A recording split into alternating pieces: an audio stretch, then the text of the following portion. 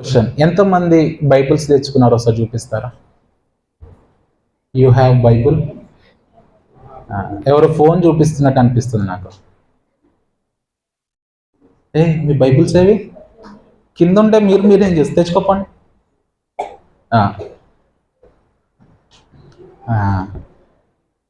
ఒకసారి చూపెట్టండి, పైకెత్తి మీ బైబిల్స్ చూడాలనుకుంటున్నాను నేను. ఓ సూపర్, చాలా బాగా ఉన్నాయి, ప్రతి ఒక్కరి దగ్గర బైబిల్స్ ఉన్నాయి. ఓకే, దేవుడు మిమ్మల్ని దీవించును గాక, దేవుడు మిమ్మల్ని ఆశీర్వదించును గాక, దేవుడు మిమ్మల్ని అభివృద్ధి పరచును గాక, దేవుడు మిమ్మల్ని అత్యధికంగా ఆశీర్వదించును గాక. ఆమెనంటే వస్తుందా?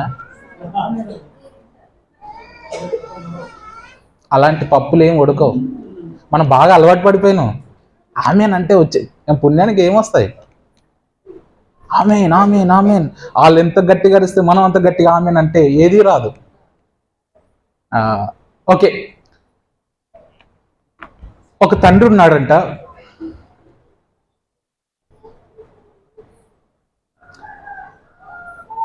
ఆ తండ్రి చనిపోతూ ఎన్నో జ్ఞాపకాలు, ఎన్నో విషయాలు ఒక డైరీలో రాసుకొని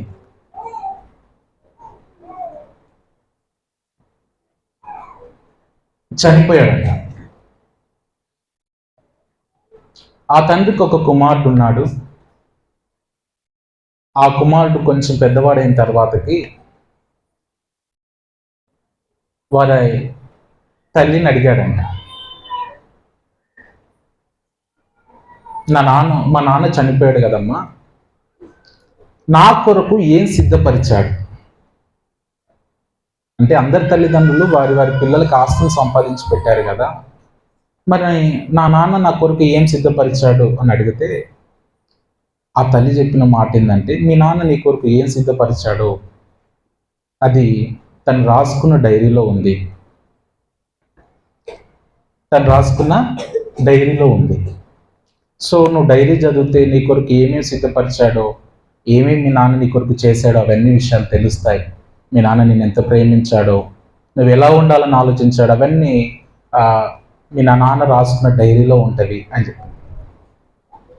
చెప్తే, ఆ డైరీ ఎక్కడ ఉంటుంది అని అంటే బీరువాలో ఉంటుంది. ఒకసారి నాకు ఇవ్వవా అంటే వాళ్ళ అమ్మ బీరువాలో నుంచి ఆ డైరీ తీసి ఇచ్చిందంట. ఆ డైరీ తీసి ఇచ్చిన తర్వాతకి తీసిన తర్వాతకి డైరీలో ఏముందని చెప్పి చదివితే వాళ్ళ నాన్న చిన్ననాటి బాల్యం నుండి వాళ్ళ నాన్న పెరిగిన పరిస్థితులు ఉన్నాయంట. వాళ్ళ నాన్న రాస్తున్నాడు, నేను మా అమ్మ నాన్నకి మొదటి సంతానం. కటిక పేదరికంలో మా నాన్న నన్ను కన్నాడు. మా నాన్నకి 3 పూటలు అన్నం పెట్టడానికి కూడా స్తోమత లేదు. నన్ను చాలా పేదరికంలో పెంచాడు అని రాశాడంట. మా అమ్మని నేనేం అడిగాను? మా నాన్న నా కొరకు ఏమైనా ఆస్తి సంపాదించాడా అని అడిగాను. మా అమ్మ ఏం చెప్పాలి? సంపాదిస్తే సంపాదించాడని చెప్పాలి, లేదా లేదు అని చెప్పాలి. ఆ డైరీలో ఉంటుంది, ఆ డైరీలో చదువు నీకు తెలుస్తుంది అని చెప్పింది. ఈ డైరీలు చదివితే మా తండ్రి జీవిత చరిత్ర ఉంది, ఇది నాకేం లాభం అని చెప్పి ఆ డైరీని తీసి పక్కన పెట్టేశాడంట. అమ్మా, నిన్నేం అడిగాను? మా నాన్న నా కొరకు ఏమైనా సంపాదించాడా ఆస్తి నేను అడిగితే ఆ డైరీలో చూడమన్నావు, ఆ డైరీలో నాన్న జీవితం గురించి ఉంది అంటే మళ్ళీ ఒకసారి ఆ డైరీ చదువు నాన్న అని చెప్పిందంట. చెప్తే మళ్ళీ వెళ్ళి ఆ డైరీ చదువుదామని చెప్పేసి మధ్యలో పేజీ తీసి చదవడం ప్రారంభించాడంట. నాకు 30 సంవత్సరాలు, మా అమ్మ నాన్న మంచి సంబంధం చూశారు, నేను పెళ్లి చేసుకున్నాను, ఎన్నో కళలతో పెళ్లి చేసుకున్నాను, నా భార్య పేరు ఇది అని రాసు. మళ్ళీ మనోడికి బాగా పిచ్చిలేసి తలనొప్పి వచ్చి, ఏందమ్మా ప్రతిసారి డైరీ అంటావు, ఆ డైరీలో ఏమీ లేదు, నా కొరకు నాన్న ఏమీ సంపాదించలేడా? అందరూ తల్లిదండ్రులు వారి పిల్లల కొరకు ఎన్నో ఆస్తులు సంపాదించారు, కానీ నాన్న పేరు చెప్పుకొని తన ఆస్తిని నేను అనుభవించడానికి నాకు ఏదీ లేదు. ఒక్కటి ఉంది, డైరీ మాత్రమే. దేనికి పనికిరాదు. కనీసం ఆ డైరీ తీసుకెళ్ళి బఠానీలోకి వేసుకుంటే కూడా బఠానీలు పెట్టరు. ఆ డైరీతో నేనేం చేయాలమ్మా అని చెప్పి ఆ డైరీని పక్కన పడేశాడంట. పడేసిన తర్వాతకి తను పెద్దవాడయ్యాడు. డైరీ మాత్రం ఇంట్లోనే ఉంది. ఆ డైరీలో ఏం విషయాలు ఉన్నాయో తనకి మాత్రం తెలియదు. కొంతకాలం అయిన తర్వాతకి వాళ్ళమ్మ చనిపోతూ వాళ్ళమ్మ చెప్పిన మాట ఏంటంటే, నాన్న రాసిన డైరీని మొదట్లోనూ, ప్రారంభంలోనూ, మధ్యలోనూ, చివరిలోనూ కాదు చదవడము, మొదటి నుంచి చివరి వరకు చదువు, నాన్న మనసు ఏందో నీకు అర్థమవుతుంది అని చెప్పి చనిపోయిందంట. చనిపోయిన తర్వాతకి ఈ అబ్బాయి ఆలోచనలో పడ్డాడు. అప్పటికి 20 సంవత్సరాలు వచ్చాయి. అమ్మ మరీ చెప్పింది డైరీ నేను నిర్లక్ష్యం చేశానని. ఆడ ఈడ చదివాను, ఏదైనా కానీ అర్థమైనా కాకపోయినా నేను మొదటి నుంచి మా నాన్న రాసిన డైరీని చదువుతానని చెప్పేసి ప్రారంభం చేశాడంట. ఆ డైరీని ప్రారంభించి ఆ డైరీని ముగించిన తర్వాతకి వాళ్ళ నాన్న మనసు ఏందో అర్థమైంది. వాళ్ళ నాన్న అబ్బాయి కొరకు ఏం సిద్ధపరిచాడో అందులో రాశాడు, అది అర్థమైంది. ఆ తర్వాతకి అతను ఆ డైరీ ద్వారా లాభం పొందుకున్నాడు. నేను ఊహించుకొని అలా చెప్పాను. ఆ డైరీ ఏదో కాదు, పరిశుద్ధమైన గ్రంథం. దేవుని మనసును దీంట్లో పెట్టాడు. ఏమి కావాలో దేవుడిని ఉంచాడు. మీలో ఎంతమందికి బైబిల్ చదివే అలవాటు ఉంది చెప్తారా? బైబిల్ చదివే అలవాటు, డైలీ బైబిల్ చదువుతాను నేను అన్నోళ్ళు చేయెత్తుతారా? కొంచెం పైకి ఎత్తండి చదివేవాళ్ళు. ఈ మాట అనడం కన్నా చదవనోళ్ళు చేయి పైకి ఎత్తండి అని చెప్పాలేమో, నేనే తప్పు చెప్తున్నా. చదవనోళ్ళు ఒకసారి చేయి పైకి ఎత్తండి. రే, మీరు గోడ మీద పిల్లుల్లా ఉండకండి. గోడ మీద పిల్ల అటో ఇటో ఉంటుందంట దునకనీకి, అలా ఉండకండి. బైబిల్ చదువుతారా, చదవరా? చదివే వాళ్ళు చేయొద్దండి.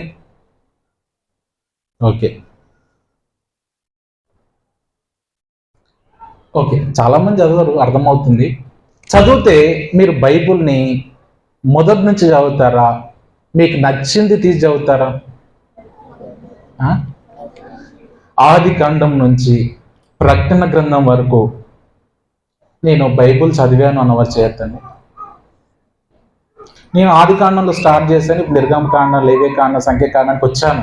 క్రమంగా నేను చదువుతున్నాను, అర్థమైన కాకపోయినా చదువుతున్నాను అన్న వాళ్ళు చేయొద్దండి. అలా కాకుండా నేను పొద్దున్న లేవగానే బైబిల్ తెరిచినప్పుడు నా కళ్ళ ముందు ఏదైతే కనిపిస్తుందో ఆ అధ్యాయం చదువుకొని ప్రేయర్ చేసుకొని వెళ్ళిపోతానన్న వాళ్ళు చేయొద్దండి. ఇట్లా చాలామంది ఏం చేస్తారంటే బైబిల్ని క్రమంగా చదవాలి. మీరు గమనించండి, అక్కడో ముక్క ఇక్కడొక ముక్క తీసుకుంటే అని అర్థమవుతుందా? ఆ అబ్బాయికి వాళ్ళ నాన్న యొక్క మనసు తెలియాలంటే, ఆ అబ్బాయికి ఆ నాన్న ఆస్తి ఏమైతే సిద్ధపరచడం తెలియాలంటే మొత్తం చదవాలి. ఏదో కొంచెం చూస్తే అర్థం కాదు కదా. చాలామంది కొంచెం చదువుతారు. ఎవరో ఒక ఆయన అంట ప్రభువా నాతో మాట్లాడుకొని బైబిల్ తెచ్చిందంట. యూదా ఉరి వేసుకొని చనిపోయినని వచ్చిందంట. ఏంటి? యూదా ఉరి వేసుకొని ఇది తప్పు వచ్చిందని చెప్పి మళ్ళీ బైబిల్ మూసి ప్రార్థన చేసుకున్నాడు. ఈసారైనా సరిగ్గా తెరవని, నీకు చెప్పిన కార్యం త్వరగా చేయమని వచ్చిందంట. అటు చదవకూడదు. బైబిల్ ఏమి చిలక జ్యోతిష్యం కాదు. బైబిల్ చిలక జ్యోతిష్యం కాదు. ఏదో ఒక ప్రామిస్ అనేది ఫర్ డేకి ఒకటి పెడితే అది చదువుకుంటే నీ జీవితం మారిపోతుంది అనుకోకండి. దాని మీద నీ జీవితం ఆధారపడి ఉండదు. బైబిల్ని ఎప్పుడైనా సంపూర్ణంగా చదవాలి. ఆడొక ముక్క ఈడొక ముక్క చదువుతుంది ఎప్పటికీ అర్థం కాదు. దేవుని మనసు అనేది, దేవుని ప్రేమ అనేది నీకు ఎప్పటికీ కూడా అర్థం కాదు. సో ఒకవేళ ఇప్పటి వరకు అలాంటి మైండ్ సెట్లో ఉంటే ఆ మైండ్ సెట్ అన్ని తీసేసి బైబిల్ని ప్రారంభం నుంచి ముగింపు వరకు చదవడం ప్రారంభించండి. అప్పుడు దేవుని మనసు ఏందో, దేవుని ప్రేమ ఏమో, దేవుని కొరకు ఏం సిద్ధపరిచాడు అవన్నీ తెలుస్తాయి. వాక్యం నుండి లాభం పొందుట అనే టాపిక్కి అర్థం అదే. ఎప్పుడు వాక్యం నుండి లాభం పొందుతామంటే వాక్యాన్ని మొత్తం చదువుతున్నప్పుడే మనకి వాక్యం నుండి లాభం పొందుతాం. ఒక ఆయన అంట వర్షాకాలంలో గొడుగులు అమ్ముకుంటున్నాడు అంట. చెప్పండి, మేము ఏమనుకుంటున్నాడు? గొడుగులు తెలుసా? చెత్తిరి. నిన్న వాక్యం, ఈరోజు మార్నింగ్ వాక్యం చెప్పిన పాస్టర్ గారు నెల్లూరు, నాదేం హైదరాబాద్. హైదరాబాద్ భాష ఎట్లుంటుంది అంటే తెలుగు హిందీ మిక్స్ అయి ఉంటుంది. నా భాష అర్థమవుతుంది కదా, క్లియర్ ఉందా? నేను తెలంగాణ భాష మాట్లాడుతున్నాను. ఓకే, ఈ గొడుగు అమ్ముకునే వ్యక్తి గొడుగులు అమ్ముకుంటున్నాడంట. చాలా మంది ఎగబడి కొనుక్కుంటున్నారు. కారణం ఏంటంటే వర్షాకాలం, వర్షంలో నానొద్దని. ఒక వ్యక్తి అదే దారి గుండా వెళ్ళి చూసేసరికి అందరు గొడుగులు అమ్ముకుంటున్నారు. ఆయన ఏమని చెప్తున్నారంటే, రెండు బాబు రండి, 100 రూపాయలకు ఒక గొడుగు, ఈ గొడుగు ఉంటే వానకి తడవరు, ఎండకి ఎండరు అని చెప్తున్నారంట. 100 రూపాయలు పెట్టి గొడుగు కొనుక్కుంటే వానకి తడవరంట, ఎండకి ఎండరంట. ఇదేదో బాగుందని చెప్పి మనోడు ఏం చేసిందంటే 100 రూపాయలు ఇచ్చి గొడుగు కొనుక్కున్నాడు. గొడుగు కొనుక్కొని తీసుకొని వెళ్ళిపోయాడు. నిజంగా ఈ గొడుగు ఉంటే తడవనా అంటే తడవు, ఈ గొడుగు ఉంటే ఎండకి ఎండవా అంటే ఎండను. మొత్తానికి ఆ గొడుగు తీసుకొని పోయిండు. తీసుకొని పోయిన తర్వాతకి ఆ రోజు వర్షం పడ్డదంట. మనోడు వర్షం పడ్డప్పుడు నేను తడుస్తున్నా లేదా అని చెక్ చేద్దామని ఆ గొడుగుని సంకలో పెట్టుకొని నడుచుకుంటూ పోయినంట. చెప్పండి, ఆ గొడుగుని సంకలో పెట్టుకొని తడుచుకుంటూ పోయి తడిచిండంట. తడిచేసరికి ఆ గొడుగు అమ్మినోని మీద ఎంత కోపం వచ్చిందో తెలుసా? వీడు నాకు అబద్ధం చెప్పి నన్ను మోసం చేసి వీడు నాకు గొడుగు అమ్మిండు, ఈ గొడుగున్నా కానీ నేను తడిసిపోయానని చెప్పేసి వాడు చాలా ఫీల్ అయిపోయిందంట. కొన్ని రోజులు అయిపోయిన తర్వాతకి వేరొక గల్లీలో గొడుగులు అమ్ముకునేటానికి అనిపించింది. ఎట్లా పోయినంటే చాలా స్పీడ్గా పోయి గల్ల పట్టుకొని, నువ్వు నాకు అబద్ధం చెప్పినావు, ఈ గొడుగుంటే నేను తడవనని చెప్పావు, నువ్వు అబద్ధం చెప్పావు, నేను తడిచాను అంటే ఆ గొడుగులో ఆయన అన్నాడంట, గొడుగు ఏడ పెట్టుకున్నావా అంటే సంకలో పెట్టుకున్నాను. తెలుగుందా నీకేమన్నా? గొడుగు సంకలో పెట్టుకుంటాడు ఎవడన్నా? గొడుగు నెత్తి మీద పెట్టుకోవాలయ్యా అన్నాడంట. అవునా, నెత్తి మీద పెట్టుకోవాలా, సరే అని చెప్పేసి మళ్ళీ పోయాడు. ఎండాకాలం వచ్చింది, ఎర్రటెండ, 42 degrees ఎండ కొడుతుంది. వీడు కావాలని ఆ గొడుగులను పరీక్షిద్దామని నేను ఎండకు ఎండుతానా అని చెప్పేసి ఎండకు పోయేటప్పుడు ఆ గొడుగులు ఆయన అమ్మేటాయని చెప్పిన మాట గుర్తుకొచ్చిందంట. ఏమని? తెలుగుందాయా, సంకలో పెట్టుకుంటారా, నెత్తి మీద పెట్టుకోవాలి గొడుగును అని చెప్పి ఆ చెప్పిన మాట గుర్తుకొచ్చి ఏం చేసిందంటే బయటికి వెళ్ళేటప్పుడు నెత్తి మీద గొడుగు పెట్టుకుని పోయిందంట. ఎండకి ముఖం బగబగ మాడిపోయింది, నల్లగా అయింది. వీడు మళ్ళీ మోసం చేసిండ్రు నన్ను గొడుగులు అమ్మేటోడు అనుకున్నాను. కొంతకాలానికి మళ్ళీ ఆ గొడుగులు అమ్మేటాయన దొరికిందట. దొరికితే, నువ్వు నన్ను మోసం చేసిన, నీవు వద్దు, నీ గొడుగొద్దు, నేను వానకి తడిచాను, ఎండకి ఎండాను, నువ్వు నన్ను మోసం చేసావంటే ఏం చేసావంటే నువ్వు చెప్పినట్టే నెత్తి మీద గొడుగు పెట్టుకున్నానంటే, ఒరే నాయన అట్లా కాదు, ఇక్కడ బటన్ ఉంటుంది, ఈ బటన్ నొక్కితే గొడుగు ఓపెన్ అవుతుంది, దాన్ని ఇలా పట్టుకుంటే నువ్వు ఎండకి ఎండవు వాన్. ఈ మాట నీకు ముందే చెప్పాలి కదా నువ్వు నాకు. ఈ మాట నువ్వు ముందే చెప్తే ఈ గొడుగు ద్వారా నేను లాభాన్ని పొందుకునేవాడిని. ఈ రోజుల్లో చాలా మంది దగ్గర బైబిల్స్ ఉన్నాయి. ఏం లాభం చెప్పండి బైబిల్ మన దగ్గర ఉంటే? ఓ భక్తుడు వారింట్లో ఎవరికో దయ్యం పట్టిందంట. దయ్యం పడితే ఈ బైబిల్ తీసుకుపోయి తల మీద పెడుతుండు. కొందరు ఏం చేస్తారంటే నెత్తి కాడ పెట్టుకుంటారు. అలవాటు ఎవరికైనా ఉందా? పడుకునేటప్పుడు నెత్తి పక్కన పెట్టుకుంటారు. బైబిల్ నుంచి, వాక్యం నుండి మనం ఎప్పుడు లాభం పొందుకుంటాం? ఇంట్లో క్యాలెండర్ పెట్టుకుంటేనా, లేకపోతే వాగ్దానాలు పెట్టుకుంటేనా, లేకపోతే బైబిల్ ఎక్కువ కాస్ట్లీ బైబిల్ కొనుక్కొని దాన్ని మన చేతిలో పట్టుకుంటే లాభమా? దాన్ని చదవాలి కదా, దాన్ని వాడాలి కదా, దాన్ని యూజ్ చేయాలి కదా. యూజ్ చేస్తేనే దాని నుంచి లాభం మనం పొందుకుంటాం. ఓకే, మనం వాక్యంలోనికి వెళ్దాం. యోహాను సువార్త 15వ అధ్యాయం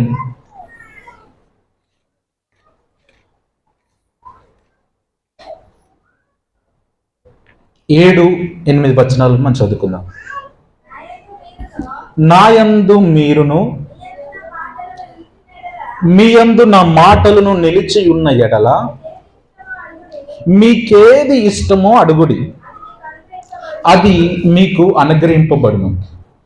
మీరు బహుగా ఫలించుట వలన నా తండ్రి మహిమపరచబడును, ఇందువలన మీరు నా శిష్యులగుదురు.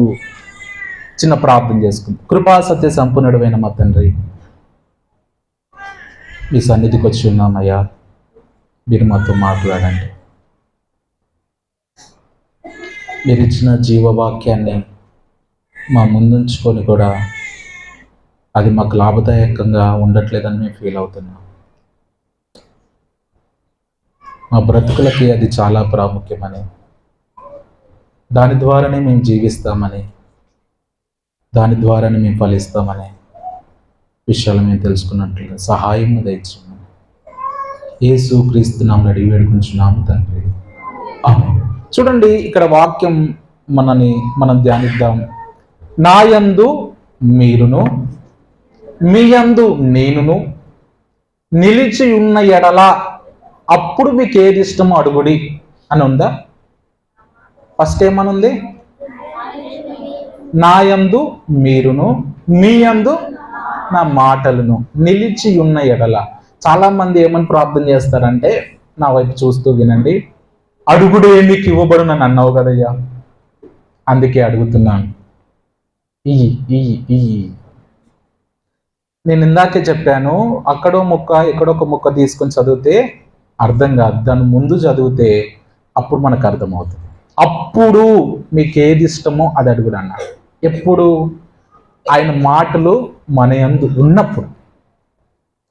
ఆయన మాటలు మనం యందు ఉండాలంటే ముందు మనం ఆయన యందు ఉండాలి. క్రీస్తునందు ఉండడం అంటే ఏంది చెప్తారా? మాట్లాడాలి మీరు, వెనకాల ఉన్న వాళ్ళమ్మ. క్రీస్తునందు ఉండడం అంటే ఏంది? నా యందు మీరును అన్నాడు కదా, ఆయన యందు ఉండడం అంటే ఏంటిది చెప్తారు ఎవరన్నా? కరెక్టే, ఆయన మాట వినడం, ఇంకా ఆయన ఆజ్ఞలను పాటించడం. ఓకే, వెనకాల బ్యాచ్ ఒకసారి చెప్తారా ఏమన్నా? ఆయన యందు ఉండడం అంటే ఏంటి? ఆయన యందు ఉండడం అంటే ఏమిటి?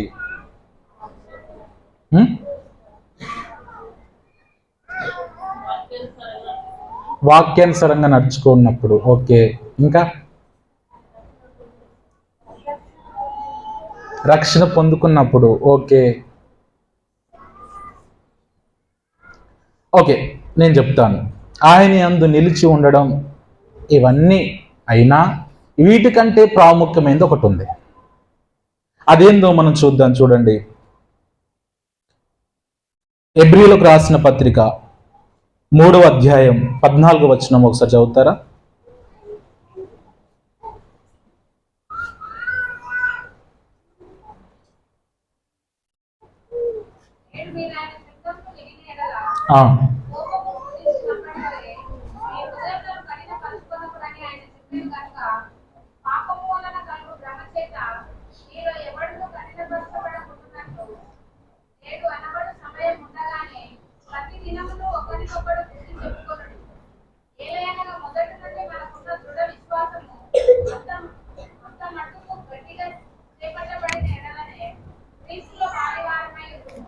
ఆమేన్.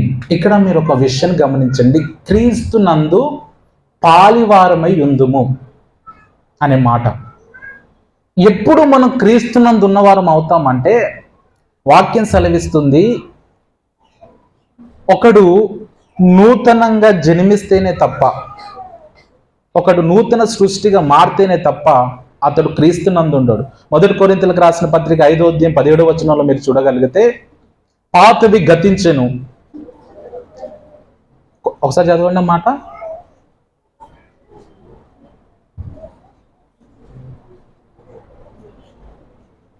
మొదటి కొరింథీ 2 కొరింథీ 5:17.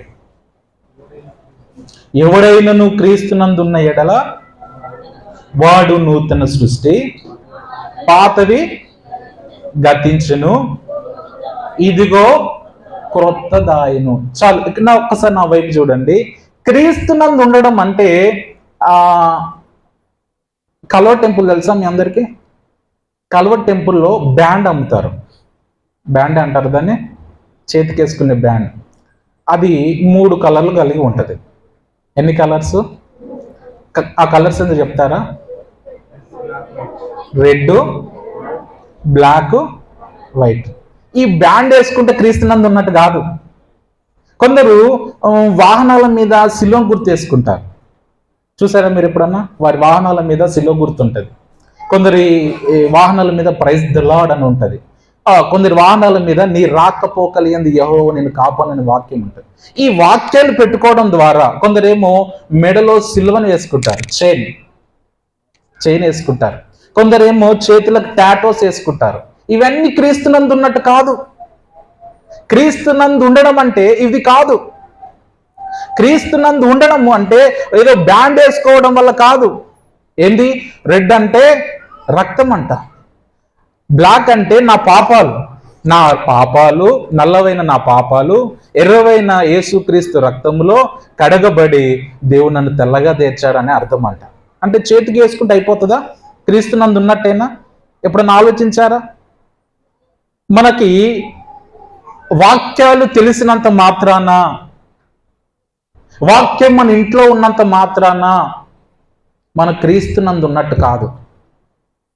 మనము నూతన సృష్టిగా జన్మించాలి.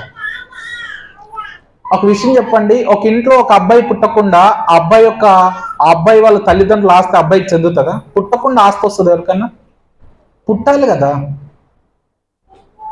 అభివృద్ధి, ఆశీర్వాదం కావాలని ఇష్టపడుతున్నాం, కానీ ముందు మనము ఆయనలో పాలివారమై ఉండాలి కదా. క్రీస్తునందు ఉండడం అంటే ఏంది అనే విషయాన్ని మనం ఆలోచిస్తే మంచి మాట బైబిల్ లేఖనంలో ఉంది. ముందు క్రీస్తునందు ఉండాలంటే మనం పుట్టాలి. అపోస్తలుడైన పౌలు అంటాడు, క్రీస్తునందు సువార్త ద్వారా నేను మిమ్మును కంటిని. అరే, ఒక వ్యక్తి పుట్టకుండా, నూతన సృష్టిగా మారకుండా ఆ వ్యక్తి ఎలా లాభదాయకరంగా ఉంటాడు, ఎలా దీవెనకరంగా ఉంటాడు, ఎలా ఆశీర్వాదాన్ని పొందుకుంటాడు? ముందు పుట్టాలి కదా. చాలా మంది పుట్టరు, పుట్టినట్టు ఫీల్ అవుతారు, ఊహ అంతే.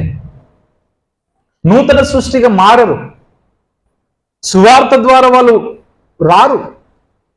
ఒక వ్యక్తి అభివృద్ధి కావాలని ఆశిస్తున్నప్పుడు ముందు ఆ వ్యక్తి ఏం చేయాలంటే పుట్టాలి. అపోస్తలుడైన పౌలు అంటున్నాడు, క్రీస్తునందు సువార్త ద్వారా నేను మిమ్మల్ని కంటిని. కుటుంబంలో పుట్టకుండా కుటుంబ వారసత్వము, ఆస్తులు రావండి, అది భౌతికంగా. మరి ఆత్మీయంగా మనం ఆలోచిస్తే మనము కూడా ఆత్మీయంగా జన్మించకుండా అభివృద్ధి చెందలే, ఫలాలు రావు, అభివృద్ధి రాదు. మొదట మనం నూతన సృష్టిగా జన్మించాలి. నూతన సృష్టిగా జన్మించిన మనం ఏం చేయబడతాము అంటే క్రీస్తు అనే శరీరములో అవయవములుగా చేర్చబడతాం. ఒకసారి మాట చదువుకుందామా? కొలెసీలకు రాసిన పత్రిక 1వ అధ్యాయం 18వ వచనం.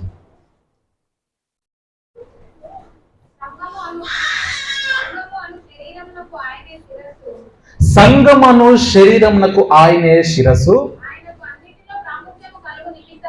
ఆయనకు అన్నిటిలో ప్రాముఖ్యము కలుగు నిమిత్తము ఆయన ఆది అయ్యుండి. ఇక్కడ మీరు ఒక విషయాన్ని గమనించండి, సంగమను శరీరమునకు అని రాసుకోవాలి. సంగమను శరీరమునకు ఆయన ఏమై ఉన్నాడంట? శిరస్సు అయి ఉన్నాడు. ఇప్పుడు నాయందు మీరు నిలిచి ఉండు అన్నాడు కదా. ఆయన యందు నిలిచి ఉండడం అంటే ఇప్పుడైనా చెప్తారు ఎవరైనా? సంగమను శరీరమునకు ఆయన, సంగం అంటే ఏంటిది? ఇప్పుడు చదివినాం కదా మా వాక్యము. సంగం అంటే శిరస్సు కాదు, ఆయన శరీరం. సంగం అంటే ఆయన. ఇప్పుడు ఏమంటున్నాడు దేవుడు? నాయందు మీరు నిలిచి ఉండాలి. శరీరం అందు నిలిచి ఉండాలంటున్నాడు. దేవుని శరీరం ఏంది? ఆయన సంఘమే ఆయన శరీరం. అంటే ఆయన సంఘంలో నిలిచి ఉండాలని దేవుడు కోరుకుంటున్నాడు. ఎంతమంది ఈ సంఘ సభ్యులు అని చెప్తారా? ఈ సంఘంలో ఎంతమంది సభ్యులు ఉన్నారు? ఈ సంఘంలో ఉన్న విశ్వాసులు చేతులు ఎత్తండి. విశ్వాసులు సంఘ సభ్యులు. నా భాష అర్థమవుతుందా? చాలా మంది సంఘ సభ్యులు కానట్టున్నారు. బేతనే ఫ్యామిలీలు ఉన్నోళ్ళు చేయొద్దండి. ఫ్యామిలీలు ఉన్నోళ్ళు ఓకే దించండి. ఇప్పుడు సంఘం అంటే శరీరము. శరీరంలో మనము పాలివారమై ఉన్నాం. ఒక మాటలు చెప్పాలంటే ఇదంతా శరీరం అనుకోండి. ఇదంతా శరీరం అనుకోండి. ఫర్ ఎగ్జాంపుల్ ఇదంతా శరీరం. ఈ శరీరంలో దైవజనులు విలియమన్న గారు నోరయ్యారనుకోండి. నోరు పని అది చెప్పండి అమ్మా. అరే నేను ఇటు చెప్తుంటే వెనకాల స్పీకర్ ఉండయింది, వెనకాల చూస్తున్నారు. నోరు పని. ఇప్పుడు ఫర్ ఎగ్జాంపుల్ దైవజనులు పాల్సన్ అన్న గారు ఉన్నారు. ఆయన చెవు అనుకోండి. శరీరంలో ఆయన పార్ట్ చెవు. ఇప్పుడు పాల్సన్ అని ఏం చేయాలి? కొంచెం చెప్పండి అమ్మా. ఆయన పని ఏంది? వినడం. ఓకే, పక్కన కూర్చున్న డానియల్ అన్న కన్నయ్యాడు అనుకోండి. ఏం చేయాలి? చూడాలి. ఆయన పని అది. ఓకే, ఈ చెల్లి ఆ బైబుల్ బాగా చదువుతుంది నేను వాక్యం చెప్తున్నప్పుడు. ఆ చెల్లి చెయ్యింది అనుకోండి. ఏం చేయాలి? కలిపి. అవునా కదా? ఇప్పుడు ఏ అవయవానికి దాని పని ఉందా లేదా? కొంచెం చెప్పండి అమ్మా. ఉంది. ప్రతి అవయవానికి. ఏ అవయవం కూడా పని చేయకుండా ఖాళీగా ఉన్న అవయవం మన శరీరం అయినది ఉందా? ఒక్కటని చూపెట్టండి. పాటలు పాడేవారు పాటలు పాడవచ్చు.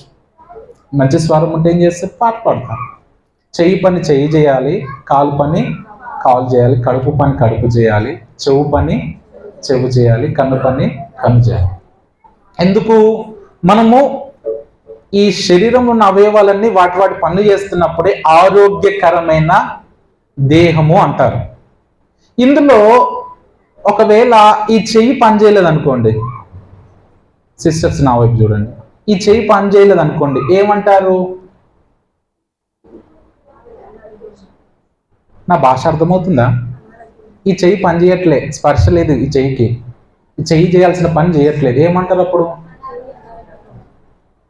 అంటే అవుటివాడు అంటారు. అవుటివాడు అంటారా అన్నారా? ఇప్పుడు ఈ శరీరం సంఘం అన్నప్పుడు, సంఘములో మనందరం సభ్యులైనప్పుడు మనమంతా ఈ శరీరంలో ఒక్కొక్క అవయవం లాంటి వాళ్ళం. ఇప్పుడు నేను అన్నాను దైవజనులు విలియమన్న గారు నోరు అన్నప్పుడు ఆయన పని ఆయన చేసినప్పుడు చెవు పని చెవు చేయాలి, కన్ను పని కన్ను చేయాలి, కాలు పని కాలు చేయాలి, చేయి పని చేయి చేయాలి. మీరు నమ్ముతారో లేదో చాలా మంది సంఘంలో సభ్యులుగా చేర్చబడతారు. అంత మాత్రమే. మేము సంఘ సభ్యులము అంటారు, పేరుకు మాత్రమే. కానీ వారు క్రీస్తు నందు నిలిచిన వారు కాదు. నా యందు మీరు నిలిచి ఉండు అన్న మాట చాలా ప్రాముఖ్యమైన మాట. సంఘంలో నిలిచి ఉండాలి. క్రీస్తు అనే శరీరంలో మన పాలువారం కావాలి. ఎప్పుడవుతాం తెలుసా? ఏదో మీటింగ్ పెట్టాడంట అయ్యగారు, పోయొద్దాం అని చెప్పేసి వచ్చి ఎవరో పరిచిన కార్పెట్లో కూర్చొని యేసు నామములో అడుగుతున్నాము తండ్రి అనే లోపల గేటు దగ్గర ఉండేటోళ్ళు కాదు. వాళ్ళ సంఘంలో చేర్చబడినట్టు కాదు. కుటుంబంలో తండ్రి తల్లి అన్న చెల్లి ఉన్నప్పుడు కుటుంబంలో తల్లిదండ్రులే పనిచేస్తారా, పిల్లలు కూడా పనిచేస్తారా? మీరు తల్లిదండ్రులుగా ఉన్నారు కదా, మీ పిల్లలు ఎప్పుడన్నా మీ ఇల్లు ఊడ్చారు అన్న వాళ్ళు చేయొద్దండి. ఓకే, మీ ఇంట్లో మీ అబ్బాయి ఫిల్టర్ నీళ్ళు లేకపోతే, మినరల్ వాటర్ లేకపోతే మా అబ్బాయి నీళ్ళు తీసుకొస్తాడన్న వాళ్ళు చేయొద్దండి. అసలు మీ ఇంట్లో పని మీ పిల్లలు చేసేటట్టు లేరు. మా ఇంట్లో ఏదో ఒక పని మా పిల్లలు చేస్తారన్న వాళ్ళు చేయొద్దండి. పిల్లల్ని అడుగుతా, మీ ఇంట్లో మీరు పని చేస్తారా? ఏమేమి పనులు చేస్తారు? గిన్నెలు తోముతారా? అలవాటు ఉందా? గిన్నెలు తోమిన అలవాటు ఉందా అమ్మాయిలకి? అన్నం వండుతారా? బట్టలు కనీసం అమ్మ బట్టలు ఉతికితే వాటిని ఆరేయడం అని చేస్తారా? ఎందుకు చేస్తారు? నేను చెయ్యను పో, ఎప్పుడు ఏదో ఒక పని చెప్తావు అని అంటారా? ఇంట్లో కుటుంబంలో కుటుంబ సభ్యులుగా ఉన్న ప్రతి ఒక్కరు ఏదో ఒక పని చెయ్యాలి. చేస్తేనే బాగుంటుంది. ఎంతసేపు నువ్వు వండు నేను తింటా, తిన్న గిన్నెను కూడా నేను కడగా, కానీ నేను కుటుంబంలో ఉన్నాను వాటిని అని అంటే మీరు చెప్పండి, ఏ తల్లైనా తండ్రైనా భరిస్తారా? ఫిబ్రవరిలో లైవ్ ఉందేమో. ఫిబ్రవరిలో ఒక సహోదరుడు ఉన్నాడు. అబ్బాయి ఇప్పుడు డిగ్రీ చదువుతుండు, ఇంటర్మీడియట్ వరకు హాస్టల్లో ఉన్నాడు. హాస్టల్లో ఉన్న రోజులు వాళ్ళ అమ్మ వాళ్ళ నాన్న తిడుతుంటే ఆ అబ్బాయికి సపోర్ట్ పలికేది. ఎందుకు తిడతావు, నీ అంత అయ్యిండు, చేతికి వచ్చిన పిల్లగాని ఎట్లా పడితే అట్లా తిడతావు, నువ్వు అసలు తండ్రివేనా అని చెప్పి పిల్లగాని ముందు అనేది. అనేసరికి మా అమ్మ ఎంత మంచి అమ్మ, మా నాన్నకైతే అసలుకి ప్రేమే లేదు నా మీద అని చెప్పి వాడు ఫీల్ అయిపోయిన తర్వాతకి ఏమైందంటే అదృష్టవశాత్తు వీనికి ఎక్కడా సీట్ రాక ఫిబ్రవరిలోనే డిగ్రీ కాలేజీలో సీట్ వచ్చింది. వీనికి ఉన్న అలవాటు ఏంటంటే ఉదయం 9 గంటలు లేస్తాడు. అప్పుడు ఉదయం 9 గంటలు లేస్తే ఏంద్రా పొద్దుకింద పట్టుకుంటున్నావు అని వాళ్ళ నాన్న తిడితే వాళ్ళ అమ్మ వెనకేసుకొచ్చు. కారణం ఏంటంటే హాస్టల్లో 6 గంటలకు వెళ్ళేసి 6 గంటలకు వెళ్ళి చేసేది ఏముంది అని అన్నది. వారం రోజులు హాలిడేస్ వస్తే వారం రోజులే కదా అని చెప్పి తల్లి వెనకేసుకొచ్చింది. వీడు వచ్చి ఇప్పుడు ఇంటికాడ ఉన్నాడు. జూన్, జూలై, ఆగస్ట్ 3 నెలలు అయింది. వీడు 3 నెలల నుంచి పట్టుమని పని కూడా చేయట్లేదు. మొన్న వాళ్ళ తల్లికి కొడుకు పెద్ద గొడవ ఏంటంటే వాళ్ళ తల్లి పట్టుకొని అసలు నువ్వు కొడుకువేనారా, కనీసం పడుకొని లేస్తే ఆ పక్క బట్టలు కూడా మడతాయి, దున్నపోతు మాపినట్టు మాపుతా బట్టల్ని, అవి జీన్స్ పాయింట్ ఉతకనికి నాకు చేతులు కూడా రావట్లేవు, కనీసం నీ బట్టలు నువ్వు ఉతుకోవా, నువ్వు తిన్న గిన్నె నువ్వు గడుకోవా, ఎందుకు పుట్టినవరా నా కడుపునా అందంట. ఈ రోజు నుంచి నువ్వు నన్ను తల్లి అని విలువద్దు, నేను కొడుకని విలువను అన్నదంట. మేము మంచిగా ప్రేయర్లో ఉన్నాం, గృహకుడికలు ఉన్నాం. ఆ పంచాయతీ దింపడానికి నాకు 10 సార్లు ఫోన్ చేశాను. నేనేం పంచాయతీ దింపాలి? నేను తర్వాత ప్రేయర్ అంతా అయిపోయిన ఫోన్ చేసి సమస్య అంతా చెప్పాను. చాలా జాగ్రత్తగా గమనించండి, మీ ఇంట్లో మీ పిల్లలు పని చేయకపోతే మీ కోపం వస్తుందా రాదా? వస్తుంది అనేది పక్కన పెట్టేయండి. మన ఇంట్లో చెత్త ఉంటే మనం ఎత్తిపోయామా అదొక్కటి చెప్పండి. నేనైతే మా ఇల్లు ఊడుస్తాను, చాలా బాగా ఊడుస్తాను. నాకు ఇంట్లో దుమ్ము ఉంటే అట్లా నేను అన్నం తినలేను, ఊడ్చుకొని తర్వాత తింటాను. నా కాలుకి దుమ్ము తలితే నేను ఉండలేను. మీ ఇంట్లో అట్లా ఎవరికైనా అలవాటు ఉందా? ఇంట్లో దుమ్ము ఉంటే అట్లనే తిరగలాడే అలవాటు. మరి సంఘంలో చేర్చబడినప్పుడు, సంఘము సభ్యులు మనమైనప్పుడు, సంఘము దేవుని శరీరం అయినప్పుడు, శరీరంలో మన అవయవమైనప్పుడు సంఘంలో మన పాత్ర ఉంటుందా ఉండదా? చెప్పండి అమ్మా, కొంచెం గట్టి చెప్పండి. మిమ్మల్ని దేవుడు దీవించిన ఇంకొంచెం గట్టి చెప్పండి. ఎంతమంది పరిచర్య చేస్తారు? పరిచర్య చేసేవాళ్ళు అంటే మీరు సంఘ సభ్యులు కాదు, మరి ఎవరు లేరు, ఒక్కళ్ళే ఇద్దరు లేపారు అంతే. బయట తాగి పడేసిన గ్లాసులు ఉన్నాయి, ఎవరు తీస్తారు? ఎవరన్నా పెట్టాడా అయ్యగారు? ఎవరన్నా ఉన్నారా? మనం అంతా వాడేసిన తర్వాత ఎవరైనా వచ్చి క్లీన్ చేయడానికి పనులు ఎవరైనా ఉన్నారా? మీ ఇంట్లో ఎవరైనా పని మనుషులను పెట్టుకున్నారా? ఎవరు పెట్టుకోలేరు కదా. మరి సంఘంలో ఎవరైనా పనులు ఉన్నారా చేయడానికి? ఎవరు చేయాలి? అరే నోట్లు రావట్లేదు ఎందుకు, కొంచెం చెప్పండి. నేనే చేయనండి, మేమేంది, నేను చేయాలనండి, నేనే చెయ్యాలి. ఎందుకు? నేను సంఘంలో సభ్యుడిని, నేను సంఘంలో ఒక పార్ట్ అయి ఉన్నాను, శరీరంలో నేను ఒక అవయమై ఉన్నాను, నేను చెయ్యాలి. మీరు గమనించండి, ఇట్లా నడుచుకుంటూ పోతుంటే కనీసం కాలుకి బైబుల్ తగిలితే కూడా బైబుల్ పక్కన పెట్టలేరు తెలుసా. చూస్తున్నప్పుడు చర్చిలో వేస్ట్ పేపర్స్ పడితే అవి తీసి కనీసం డస్ట్బిన్లు వేయాలన్న. మీ ఇంట్లో ఉచితంగా ఫ్యాన్ తిరుగుతుంది అనుకోండి, ఇంట్లో ఎవరు లేకపోతే ఏమని తిడతారండి మీరు? ఆలోచించారు ఎప్పుడన్నా? ఫ్యాన్ బంద్ చేస్తారా, బంద్ చేయరా? మీ పిల్లలు ఆడుకున్నాడు బయటకు వచ్చారు అనుకోండి, తిట్టి ఫ్యాన్ బంద్ చేపిస్తారు లేదా? లైట్ ఉంటే కరెంట్ బిల్లు ఎట్లకెళ్ళి కడతాం అనుకుంటున్నాం? అమ్మలక్కలు చాలా బాగా మాట్లాడుతున్నా, ఆ భాష నాకు తెలుసులే. కానీ అంటే దేవుని మందిరంలో కరెంట్ ఎవరైనా కట్టుకోకని అలాగే ఫ్యాన్ తిరుగుతూ ఉంటుంది, చూసి కూడా బంద్ చేయరు. వాటర్ ట్యాంక్ నిండిందనుకో, వాటర్ కారిపోతున్నా కూడా బంద్ చేయరు. ఎవరు చేస్తారండి? సంఘంలో మనం ఒక సభ్యులం అనుకున్నప్పుడు, క్రీస్తు శరీరంలో మనము అవయవాలమైనప్పుడు మన పని ఎంతో కొంత తప్పకుండా ఉంటుందండి. మీరనే కాదు, ఈ విషయం అందరూ గ్రహించాలి. క్రీస్తునందు ఉండడం అంటే ఏంటి? నేను మార్నింగ్ వచ్చి చూశాను, దీని మీద బెస్ట్ ఉంది, ఇప్పటికి ఇట్లా తూడుస్తుంది. అంటే ఇప్పుడు పరిస్థితి ఎలా అయిపోయిందంటే, పాస్టర్ గారే కార్పెట్లు పరవాలి, పాస్టర్ గారే సౌండ్ సెట్ చేయాలి, పాస్టర్ గారే అన్ని సెట్ చేసిన తర్వాతకి పాస్టర్ గారు మళ్ళీ ఫోన్ చేయాలి, ఈ 3 రోజులు ఉపవాస ప్రార్థనలు ఉన్నాయి, రండమ్మ. ఏమి రావద్దు అనుకున్నాను, కానీ పాస్టర్ గారు పదే పదే ఫోన్ చేసినందుకు పాస్టర్ గారు బాధపడతారని వచ్చా.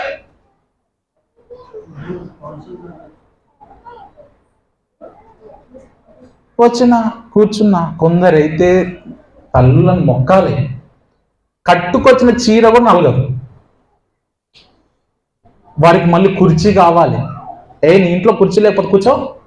వృద్ధుల గురించి నేను మాట్లాడట్లే, వృద్ధుల కంటే వాళ్ళు బలహీనతను బట్టి వారు కుర్చీలో కూర్చుంటారు కాబట్టి వారికి ముందు స్థానం కావాలి.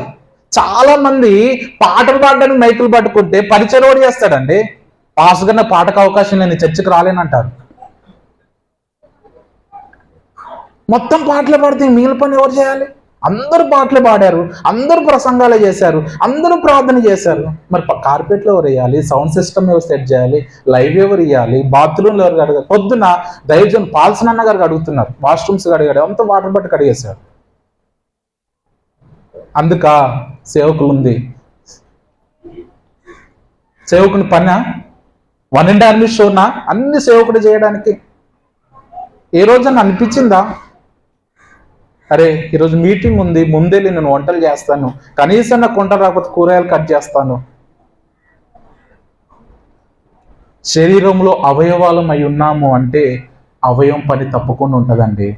సంఘంలో సభ్యులు అన్న తర్వాతకి సభ్యుని పని తప్పకుండా ఉంటుంది.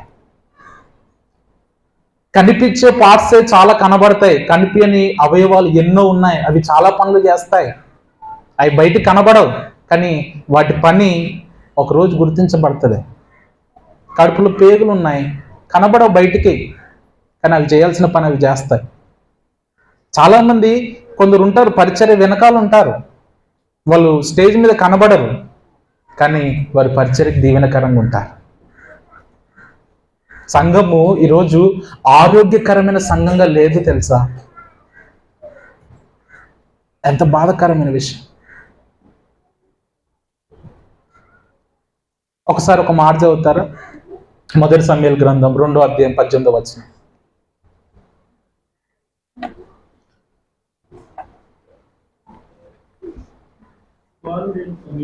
బాలుడైన సమూయేలు నారతో నేయబడిన ఏఫోదు ధరించుకొని యెహోవాకు పరిచర్య చేయుచుండని. చాలు. సమూయేలు గురించి మాట ఉంది కదా, ఒకసారి నా వైపు తలలు ఎత్తి నా వైపు చూస్తే మాటినండి. సమూయేలు యొక్క తల్లిదండ్రులు ఆ దినాలలో మంచి ఆస్తి కలిగిన వారిగా ఉన్నారా, ఆస్తి లేని వారిగా ఉన్నారా? ఆ భాష అర్థమైందా? సమూయేలు యొక్క తల్లిదండ్రులు ఆ దినాలలో ఆస్తి కలిగి ఉన్నారా, ఆస్తి లేకుండా ఉన్నారా? హన్నా తీసుకొచ్చి సమూయేలుని దేవుని యొక్క మందిరంలో విడిచిపెట్టింది. దేవుని మందిరంలో ఏలికి పరిచర్య చేస్తున్నాడని లేదు. చాలా జాగ్రత్తగా వినండి. దేవుని మందిరంలో ఏలికి సమూయేలు పరిచర్య చేస్తున్నాడని లేదు, యెహోవాకి పరిచర్య చేస్తున్నాడు. ఈ మందిరములో సంఘములో మనం ఏదైనా పరిచర్య చేస్తే అది పాస్టర్ గారికి చేసినట్టు కాదండి. చాలా మంది పాస్టర్ గారు చేసుకోడా, పాస్టర్ చేయదా?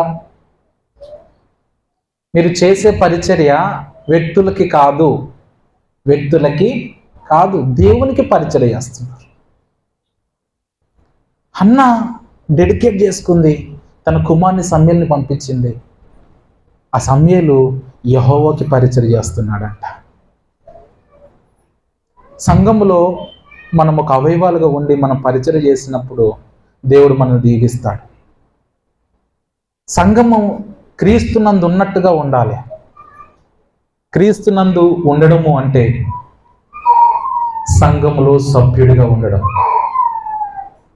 సభ్యుడిగా నువ్వు ఉంటే, ఉన్నావని ఎప్పుడు నీకు తెలుస్తుంది అంటే, ఒకే ఒకటి, సంఘంలో ఏదైనా పని ఉంటే చూస్తూ పోయినప్పుడు కాదు, చేస్తూ పోయినప్పుడు నువ్వు క్రీస్తునందు ఉన్నట్టు. నువ్వు తిన్న గిన్నె, నువ్వు తిన్న ఇస్తరాకును కూడా ఇంకొకటి తీసేయాలి. కొందరు అయితే ఉంటారు అసలు ఆ ఫ్యాన్లు బంద్ చేయరు, ఆ లైట్లు బంద్ చేయరు, వాష్రూమ్స్కి వెళ్ళే ట్యాప్ సరిగ్గా బంద్ చేయరు. చెప్పులు కూడా ఆ గేట్ కా నుంచి ఇడిస్తే ఆడొక చెప్పు ఉంటుంది, ఈడొక చెప్పు ఉంటుంది. నీ ఇంటికాడ నువ్వు అట్టని ఇడుస్తావా? నీ ఇంట్లోకి అట్లనే వస్తావా? అరే ఇంటికంటే ఎక్కువ ఉండాలండి బాధ్యత. దేవుని సంఘం, దేవుని యొక్క శరీరం, ఇవేవి కాకుండా వాక్యం నుంచి ఎలా లాభం వస్తుంది? ముందు క్రీస్తునందు ఉండాలి కదా, ముందు సంఘంలో చేర్చబడాలి కదా, సంఘంలో సభ్యులుగా ఉండాలి కదా. అది లేకుండా నాకు ఆశీర్వాదాలు కావాలి. సంఘము థియేటర్ కాదు, సంఘము వేదిక కాదు, సంఘం కుటుంబం. ఈ రోజులలో చాలా మంది సేవకులు సంఘాలను థియేటర్లుగా మార్చేశారు, ఆటలాడే స్థలాలుగా మార్చేశారు. ఏదో పోయి కూర్చొని ప్రేక్షకుల యొక్క కూర్చొని ఎంతో కొంత కలిగింది చేసి రావడం కాదు సంఘం అంటే. సంఘం అంటే ఒక కుటుంబం. ప్రతి ఒక్కరి బాధ్యత, ప్రతి ఒక్కరి వ్యవహారం, ప్రతి ఒక్కరి పని సంఘంలో ఉంటది. సంఘం అంటే ఒకరు కాదండి, ఎన్ని అవయవాల కలయిక, ఒక శరీరం. ఎంత సింపుల్గా తీసేస్తాను తెలుసా సంఘాన్ని. దేవుని మాటను విని నేను సంఘానికి రాను, సంఘానికి మానేస్తా అంటారు కదా, వాళ్ళ ఉద్దేశం ఏం తెలుసా? నేను శరీరంలో ఉన్నాను, శరీరానికి వేరై ఉంటానంటాను. అంటే ఇప్పుడు నువ్వు ఒక విషయం చెప్తున్నా, సంఘం నుంచి నువ్వు వేరయ్యావు అనుకో, ఈ చెవు నువ్వు అనుకో, ఈ చెవు తీసుకొని పోవాలి. ఈ చెవు శరీరంతో లేకుండా ఏమైనా పని చేస్తుందా? ఎంతసేపు ఉన్న సంఘంతో ఉంటేనే. ఒక సహోదరుడు మార్కెట్లోకి వెళ్ళాడంట. మార్కెట్లోకి వెళ్ళి గ్రేప్స్ పండ్లు కొన్నికి వెళ్ళాడంట, అంగురాలు, ద్రాక్ష పండ్లు కొన్నికి వెళ్ళాడంట. ద్రాక్ష పండ్లు కొన్నికి వెళ్ళినప్పుడు గిలలు కట్టారంట. ఎంత అంటే ½ కిలో 30 రూపాయలు అని చెప్పారంట. ఎంత? వెనకాల ఉన్న వాళ్ళు చెప్పండి అమ్మా. ½ కిలో 30 రూపాయలు అని చెప్పారు. మరి కింద ఉన్నాయి కదా ఇవి ఎంత అంటే ½ కిలో 30 రూపాయలు అని చెప్పారంట. ఏంది? ½ కిలో 30 రూపాయలు. నువ్వు తీసుకుంటా అంటే 20 రూపాయలకి ఇచ్చేస్తాను అన్నాడంట. ఈయన కోపం వచ్చిందంట కొనేటోనికి. అదేంది, అవేం 30 రూపాయలు అన్నావు, ఇవి 30 ½ కిలో అన్నావు, 20 కూడా ఇస్తానంటున్నావు ½ కిలో ఎందుకు అని అంటే, అప్పుడు ఆయన చెప్పాడంట, కలిసి ఉంటేనే విలువ ఎక్కువ. అవి గెలకున్నాయి, ఇవి గెల నుంచి వేరైపోయాయి. మీరు ఎప్పుడన్నా చూసారా? కింద ఉన్న వాటికి విలువ ఇయ్యరు, కనీసం ఎగస్ట్రా చేసి అయ్యేందుకు వేస్తున్నావు అంటారు. సంఘంలో నుంచి వేరైన వానికి విలువ లేదండి. మీరు అనుకుంటున్నారు నేను సంఘంలోంచి వెళ్ళిపోతే నాకు చాలా విలువ అని. ఇంకా నేను పచ్చి భాషను చెప్పాల్సి వస్తే కుక్క కూడా దేకదు, ఎవరు పట్టించుకోరు. నేను సంఘంతో అంటు కట్టబడి ఉన్నంత వరకే విలువ. చాలా మంది సంఘానికి వేరుగా ఉండాలనుకుంటున్నారు. నా యందు ఉండి మీరు నా యందును, మీ యందు నా మాటలు. మీరు ఎప్పుడైతే క్రీస్తు నందు ఉంటారో, సంఘంలో ఉంటారో, సంఘంలో స్థిరులుగా ఉంటారో, స్థాపింపబడతారో, అప్పుడు ఆ తర్వాతకి మీ అందు నా మాటలు ఉండాలి. 20 ఏండ్లు అవుతుంది నేను రక్షింపబడి అన్నోళ్ళు చేయొద్దండి. 20 years, 20 సంవత్సరాలు అవుతుంది నేను రక్షించబడి అన్నోళ్ళు. 20 సంవత్సరాలు, 15 సంవత్సరాలు అవుతుంది అన్నోళ్ళు ఎత్తండి. ఓకే, 10 సంవత్సరాలు అవుతుంది అన్నోళ్ళు ఎత్తండి. 5 సంవత్సరాలు అవుతుంది అన్నోళ్ళు ఎత్తండి. 2-3 సంవత్సరాలు అవుతుంది అన్నోళ్ళు ఎత్తండి. ఓకే, నేను ఇంచుమించు నాకు తెలిసి 500 ప్రసంగాలు విన్నాను అన్నోళ్ళు ఎవరైనా ఉన్నారా? వింటారు. పొద్దున్న లేసి ఇప్పుడు యూట్యూబ్లు, ఫేస్బుక్లు, వాట్సాప్లు, టీవీలో, ఫోన్లలో అన్నిట్లో వాక్యం వస్తుంది కాబట్టి పొద్దున్న లేస్తే ఎన్ని వాక్యాలైనా వింటాం. వింటే దీవించబడం, ఉంటే దీవించబడతాం. అర్థమైందన్న భాష? వాక్యాన్ని విని విడిచిపెడితే లాభం? అది మన హృదయంలో ఉండాలి కదా. మీ యందు చాలా మంది ఎన్ని ప్రసంగాలు వింటారో. అసలు కొందరైతే పోయిన వారం ఏం వాక్యం చెప్పామమ్మా అని అడిగితే కూడా చెప్పరు, బాగా చెప్పావయ్యా అంటారు. ఎందుకు అంటే మర్చిపోయారు. ఆడోళ్ళకి చాలా మెమొరీ ఉంటుందంట. ఆడోళ్ళకి చాలా మెమొరీ ఉంటుందంట. 20 ఏళ్ళు అయ్యి పెళ్ళయ్యి అయి ఉన్నా కానీ పెళ్ళప్పుడు ఏం జరిగిందో అడిగితే కూడా చెప్తారు. మా అమ్మ చెప్తుంది. ఏమని చెప్తుంది అంటే, ఇప్పటికి 35 years అవుతుండొచ్చు. మా అమ్మని అడిగితే పెళ్లి రోజు ఏం భోజనం పెట్టారు, పెళ్లి రోజు ఏ చీర కట్టింది, ఆ తర్వాత పెళ్లికి ఎంతమంది వచ్చారు. మీరు గమనించిన ఆడవాళ్ళు చాలా క్యాచ్ చేస్తుంటారు. చచ్చిపోతే కూడా సావుకి ఎవరెవరు వచ్చారో చూస్తారు తెలుసు, ఒక దిక్కు ఏడ్చుకుంటున్నా. లేదు, ఎవరన్నా ఇంట్లో చచ్చిపోతే ఆడ ఏడ్చుకుంటూనే వాళ్ళు వచ్చారు, ఇంకా ఆమె రాలేదు తెలుసు. ఈమె ఏడ్చుకుంటే ఇంకొక ఆమె ఎట్లా ఏడుస్తుందో కూడా చూస్తుంది. ఒకేసారి ఆడోళ్ళు ఎన్ని పనులైనా చేయొచ్చంట. నిజంగా ఆడోళ్ళు చాలా గ్రేట్. మరి ఎంతో గుర్తుంచుకుంటాం కదా, వాక్యం ఎంత గుర్తుంచుకుంటున్నా. వాక్యము మన హృదయంలో ఎంత ఉంది. మీ అందు నా మాటలు అన్నాడు కదా, ఆ మాటలు మన హృదయాలలో ఉన్నాయా? క్రీస్తు మాటలు మన హృదయంలో లేకపోతే ఇంకెలా మనం ఫలిస్తామండి?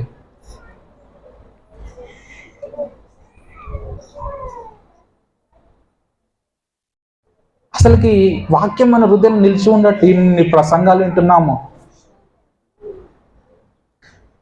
వారు మాట్లాడే మాటలను బట్టి వారి హృదయములో దేవుని మాటలు నిలిచి ఉన్నాయా లేవో చెప్పొచ్చు. నీ హృదయం నిండిందని బట్టి నీ నోరు మాట్లాడుతుందని వాక్యం ఉంది కదా. నీ హృదయం అంతా వాక్యంతో నింపబడినప్పుడు నీ నోట చెడ్డ మాటలు ఎలా వస్తాయి? బయటికి పోయి ట్యాప్ ఆన్ చేయండి, బురద నీళ్ళు మంచినీళ్ళు కలిసి వస్తాయా? రావు. మనము మంచి మనమే మాట్లాడతాం, చెడు మనమే మాట్లాడతాం. ఇంతకు మనల్ని మంచి ఉందనుకోవాలా చెడు ఉందనుకోవాలా అర్థం కాదు. దేవుని వాక్యం చేత నీ హృదయం నిండినప్పుడు, దేవుని ప్రేమ చేత నీ హృదయం నిండినప్పుడు, దేవుని మాటల చేత నీ హృదయం నిండినప్పుడు నీ నోటి నుండా దేవుని మాటలే వస్తాయి. ఈ రోజులలో విశ్వాసుల హృదయాలలో దేవుని మాటలు లేవు. అయ్యగారు పాటకు అవకాశం ఇవ్వలేడు, అది ఉంటది. అయ్యగారు నేను ఫ్యాన్ ఇప్పించిన ఫ్యాన్ గురించి చెప్పలేడు, అది ఉంటది.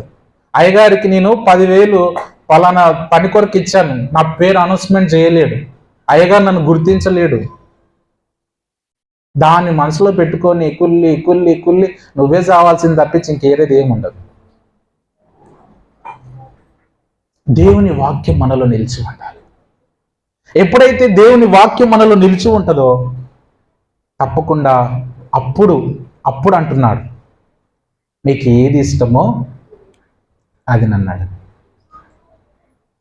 అసలు మన హృదయంలో వాక్యం లేకుండా ప్రార్థన చేస్తే ఎలా వస్తుందండి? ఉదాహరణకు నేను ఒక మాట చెప్పాలనుకుంటున్నాను. కోర్టుకి వెళ్తే కోర్టులో న్యాయమూర్తికి ఏం చెప్పాలన్నా అకార్డింగ్ టు లా చెప్పాలి. తను ఏం మాట్లాడాలనుకున్నా లా ప్రకారమే మాట్లాడాలి. దేవునికి నువ్వు ఏది అడగాలన్నా, ఏది ప్రార్థన చేయాలన్నా వాక్యానుసారంగానే ప్రార్థన చేయాలి. వాక్యానుసారమైన ప్రార్థన చేయట్లేదు ఎందుకు అంటే వాక్యం చదవట్లేదు అంతే. నీ ప్రార్థన చెప్తుంది తెలుసా, నీలో ఎంత వాక్యం ఉందో లేదో, నీలో వాక్యం ఎంత నిలిచి ఉందో లేదో నువ్వు చేసే ప్రార్థన చెప్పొచ్చు.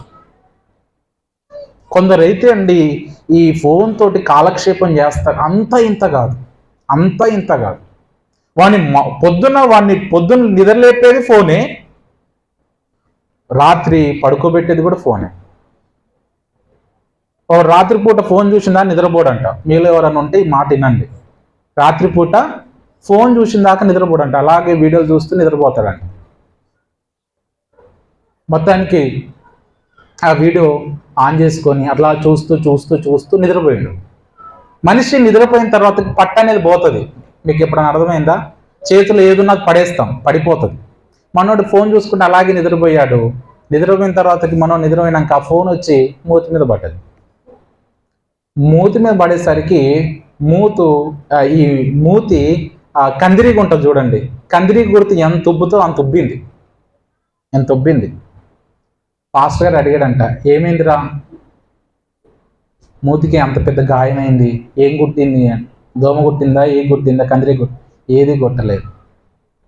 మరి ఏది కుట్టింది, అంత గాయం ఎందుకు అయింది అంటే అప్పుడు చెప్పాడంట, నాకు ఫోన్ చూసే అలవాటు ఉంది.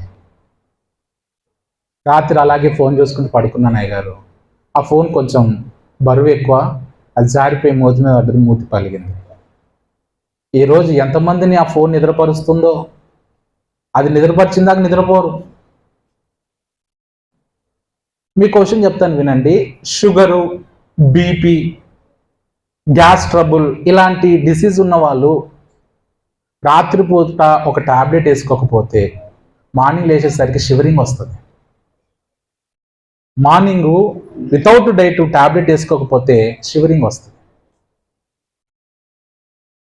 షివరింగ్ వస్తుందంటే కారణం ఏంటో తెలుసా? వారు టాబ్లెట్ వేసుకోలేరని. ఒక రోగం ఉంటే ప్రతిరోజు మానకుండా ఎలాగైతే టాబ్లెట్ మింగుతామో, ప్రతిరోజు మానకుండా మనం బైబిల్ చదివితే మనం బలహీనలు కామండి. రోజుకు ఒక అధ్యాయం చదివి అట్లా పడుకోవాలి. వాక్యం మన హృదయలో ఉన్నప్పుడు మనం ఆరోగ్యంగా ఉంటాం, ఉత్సాహం ఉంటుంది. వాక్యం చదవకపోతే నీరసంగానే ఉంటాం.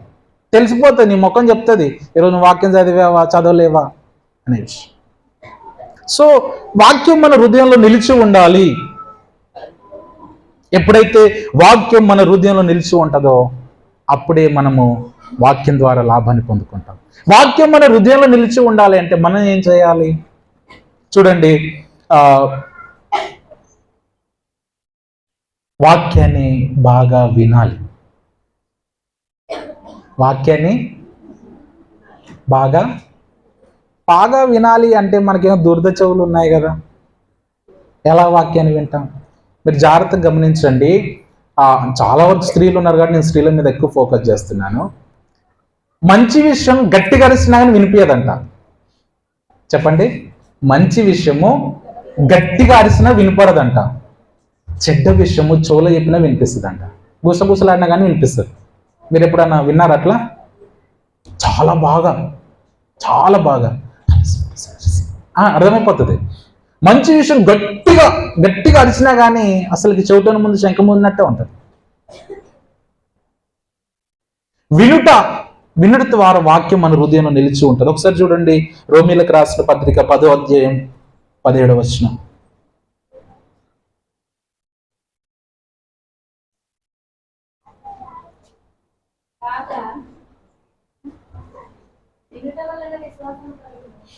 ఏం కలుగుతుందంట?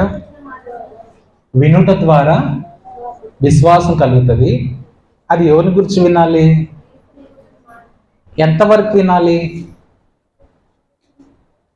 హలో, ఎంతవరకు వాక్యాన్ని వినాలి? కొద్దిసేపా? వాక్యానికి ఏమైనా సమయం ఉందా ఎంతవరకు వినాలి అని? వాక్యాన్ని వినుట ద్వారా విశ్వాసం వస్తుందంట. దేవుని గురించిన మాటలు వినుట ద్వారా విశ్వాసం వస్తుందంట. ఈ రోజుల్లో విశ్వాసంలో మనం పడిపోతున్నాం, విశ్వాసంలో స్టాండ్ తీసుకోలేకపోతున్నాం. అంటే కారణం ఏంటంటే ఎక్కువగా మనం వాక్యం గురించి వినలేకపోతున్నాం. పక్క దారులకు వెళ్ళిపోతూ పక్క విషయాల మీద ఎక్కువ ఆసక్తి చూపిస్తూ పక్క వాటి మీద ఎక్కువ ఇంట్రెస్ట్ చూపిస్తూ వాటి మీద ఎక్కువ మనం దృష్టి నిలిపి వాటిని మనం వింటున్నాం. వాక్యం తక్కువైపోయింది. వాక్యం వినడానికి మనసు రావట్లేదు తెలుసా? ఒక 2 years బ్యాక్ 3 years బ్యాక్ నేను ఒక దగ్గర సెమీ క్రిస్మస్ వాక్యం చెప్పడానికి వెళ్ళాను. midnight 12 o'clock నాకు మెసేజ్ ఇచ్చారండి. 12 గంటలకి వాక్యం ఇచ్చారు. అప్పుడు నాకు చెప్పిన మాట ఏం తెలుసా? పాస్టర్ గారు 10 నిమిషాలు వాక్యం చెప్పమని చెప్పాను. నేను 6:30కి వెళ్ళినాను. 6:30 ప్రోగ్రామ్ స్టార్ట్ అయితే 12 o'clock నాకు మెసేజ్కి ఇచ్చారు. అప్పటి వరకు ఏం చేశారు అంటే అందరూ స్కిట్లు వేశారు, అందరూ డ్యాన్సులు చేశారు, అందరూ పాటలు పాడారు, అందరూ చేయాల్సినవన్నీ చేసిన తర్వాత లాస్ట్కి వాక్యానికి ఇచ్చారు అవకాశం. కారణం ఏంటంటే వాక్యం వినడానికి ప్రజలు ఇష్టపడట్లేరు. ఎందుకు? వాక్యం వింటే బ్రతుకును మార్చుకోవాలి, బ్రతుకును మార్చుకోవడం ఇష్టం లే. అందుకని వాక్యాన్ని వినడాన్ని ఎక్కువ ఇంట్రెస్ట్ చూపెట్టట్లేదు. వినడం ద్వారా విశ్వాసం కలుగుతుంది. అది యేసుని గూర్చిన మాటలు మనం వినాలి. ఏ మాటలను వింటున్నావో జాగ్రత్తగా ఆలోచించు. పనికిమాలిన మాటలు మాట్లాడేవానికి ఎంత దోషం ఉంటుందో, ఎంత శిక్ష ఉంటుందో, ఆ మాటలు వినేవారికి కూడా అంతే దోషం ఉంటుంది, అంతే శిక్ష ఉంటుంది. వాడు వచ్చి చెప్తున్నప్పుడు నువ్వు మాట్లాడకపోవచ్చు, విన్నావేమో, విన్నందుకు కూడా ఆ పాపంలో పాలిభాగస్తుడు అవుతావు. మొదటి కీర్తనలు ఏముంటుందో సార్ చెప్తారా?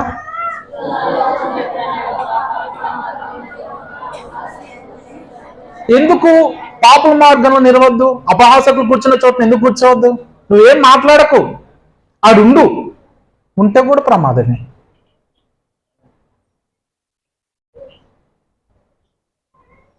చాలాసార్లు మనము విశ్వాసులుగా వినకూడనివన్నీ వినేస్తున్నాం.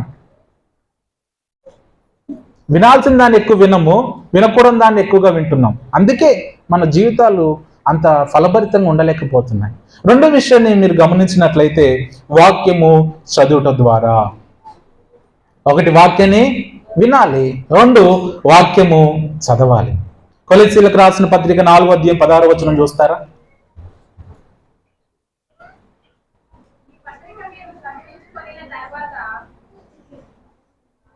ఓకే.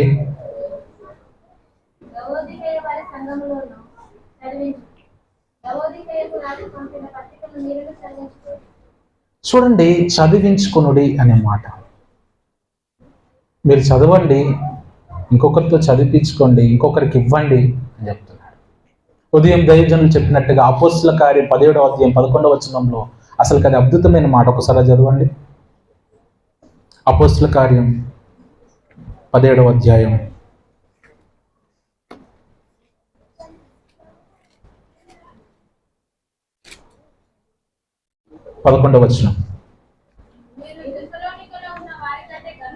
మీరు తెసలోనికలో ఉన్న వారి కంటే గనులై ఉండిరి గనక. ఎలా అంగీకరించారంట?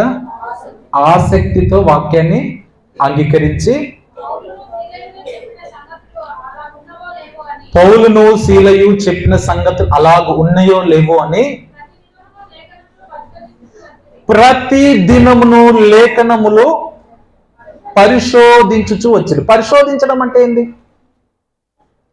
పౌలు శీలలు చెప్పిన మాటలు బైబిల్లో ఉన్నాయో లేవో అని ఆదివారం రోజు ప్రసంగం చెబితే సోమవారం నుండి శనివారం వరకు ఆ వాక్యాన్ని పరిశోధిస్తూ వచ్చారంట. దైవజనుడు చెప్పిన ప్రసంగాన్ని, 1 గంట సేపు చెప్పిన ప్రసంగాన్ని వీళ్ళు ఎన్ని రోజులు పరిశోధించారు? వారం రోజులు పరీక్షించారండి. అసలు వాక్యాన్ని ఉన్నది ఉన్నట్టుగా బోధిస్తున్నాడా? వాక్యంలో ఉన్నది ఉన్నట్టుగా చెప్తున్నాడా? లేకపోతే ఏదైనా కల్పన కథలు చెప్తున్నాడా? లేకపోతే ఏదైనా కల్పించి చెప్తున్నాడా అనే విషయం ఎలా తెలుస్తుంది? ఎప్పుడు తెలుస్తుంది అంటే, వాక్యాన్ని ప్రతిరోజు పరిశోధించాలి, పరీక్షించాలి. వాక్యంలో ఉన్నది ఉన్నట్టుగా చెప్తున్నా. వాక్యంలో లేనిది ఎంత గొప్ప సేవకుడు చెప్పినా కానీ దాన్ని మనం అంగీకరించకూడదండి. అకార్డింగ్ టు బైబుల్, అతను చెప్పింది బైబిల్లో ఉందా లేదా అనేది చాలా ప్రాముఖ్యం. కనీసం నీకు చదువు రాకపోతే నీ పిల్లలతో చదివించుకో ఆ మాటలు. ఈరోజు నేను చెప్పాను, యోహాను సువార్త 15:7-8 అని చెప్పాను. అడున్న విషయాలు ఏంది? నేను ఉన్నది చెప్తున్నానా, లేని చెప్తున్నాను, కల్పించి చెప్తున్నాను తెలుసుకోవాలి. తెలుసుకోకపోతే బుద్ధిహీనుడు ప్రతి ఒక్క విషయాన్ని నమ్ముతాడంట. మీరు బుద్ధిహీనులుగా ఉండి మీరు నష్టపోకూడదు. పరీక్షించండి, తెలుసుకోండి, ప్రతిదినం బైబిల్ చదవండి, వాక్యాన్ని ఉన్నది ఉన్నట్టుగా వివరిస్తున్నారా లేదా అని. ఇందాక దైవజనులు విలియమన్న గారు చెప్పారు, నేను ఆ మాట చెప్దాం అనుకో, మళ్ళీ నేను చెప్తా, నేను ప్రిపేర్ అయిన నేను చెప్పాలి. దశం భాగాలు లేవు ఈ రోజులలో. అది యాజక కాలంలో, పాత నిబంధనలు దశం భాగాలు ఉన్నాయి, కాలంలో లేవు. మార్నింగ్ లూకా సువార్త 18వ అధ్యాయంలో సుంకరి గురించి వాళ్ళిద్దరి గురించి చెప్పినప్పుడు అందులో నేను 10వ వంతు ఇస్తున్నాననే మాట ఉందా లేదా? చాలా మంది దశం భాగాలు లేవు అంటారు. మలాకి ఒకసారి తీయండి, మలాకి గ్రంథం 3వ అధ్యాయం.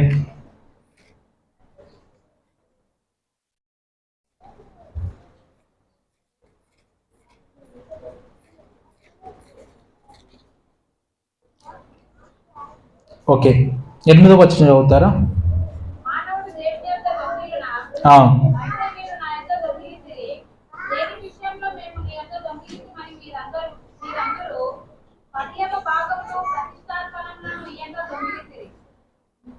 ఇంకా చదవండి అమ్మా.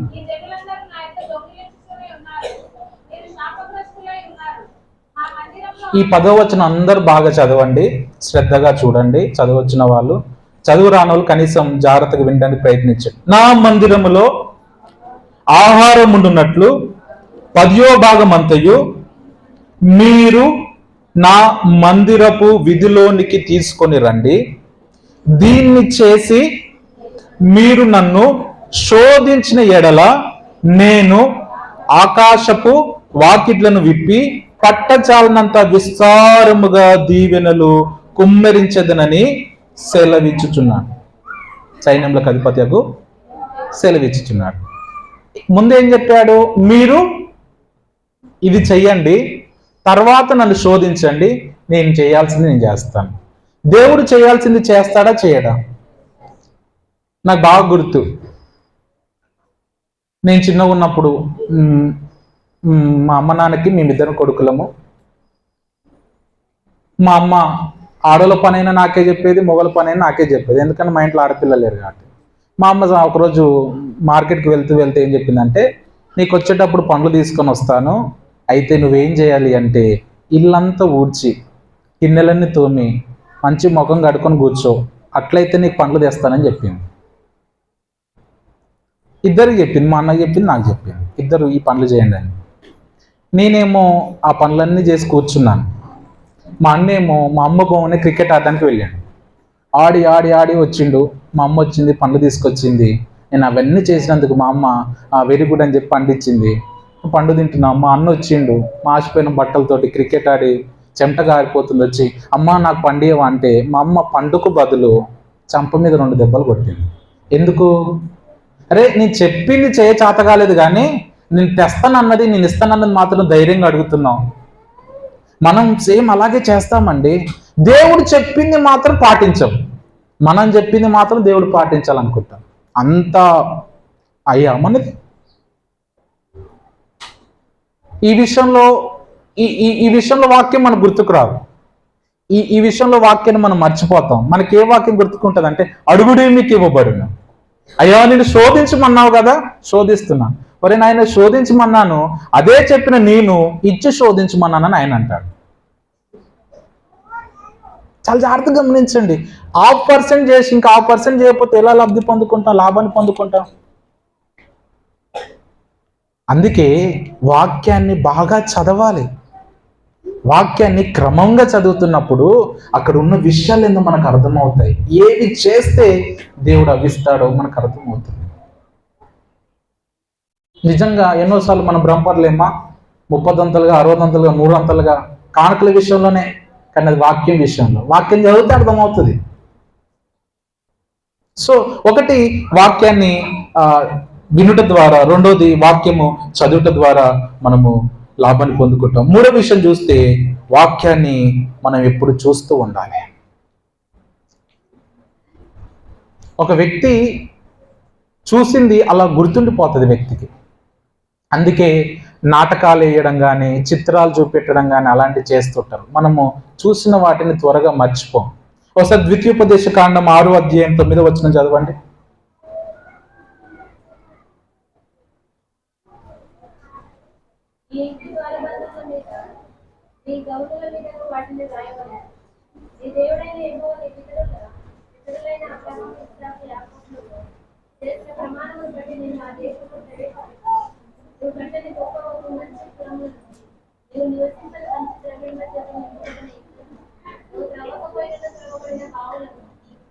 చాలు. ఇక్కడ మీరు గమనించండి, వాక్యము ఎప్పుడు నీ కన్నుల ముందు ఉండాలి అనే మాట అక్కడ మనం చూస్తాం. ఎక్కడ పడితే అక్కడ వాక్యం నీ కళ్ళ ముందు ఉండాలి, వాక్యాన్ని చూస్తూ ఉండాలి, వాక్యాన్ని చదువుతూ ఉండాలి, వాక్యాన్ని వింటూ ఉండాలి. ఇన్ని చేసినప్పుడు వాక్యం మన హృదయంలో నిలిచి ఉంటుంది. మొదట మనము ఆయన యందు నిలిచి ఉండాలి. 2 ఆయన మాటలు మనలో నిలిచి ఉన్నప్పుడు అప్పుడు మనం ఫలిస్తాం. చూడండి, మనలో ఆయన వాక్యం నిలిచి ఉండడం వల్ల కలిగే ప్రయోజనం గురించి నేను ముగించడానికి ప్రయత్నిస్తాను. మొదటి పాయింట్ మనం చూసుకున్నట్లయితే, వాక్యం మనల్ని ఏం చేస్తుందంటే శుద్ధి చేస్తుంది. చెప్పండి, ఏం చేస్తుంది? వాక్యం మనల్ని శుద్ధి చేస్తుంది, మనల్ని కడుగుతుంది. యోహాను సువార్త 15వ అధ్యాయం 3వ వచనం.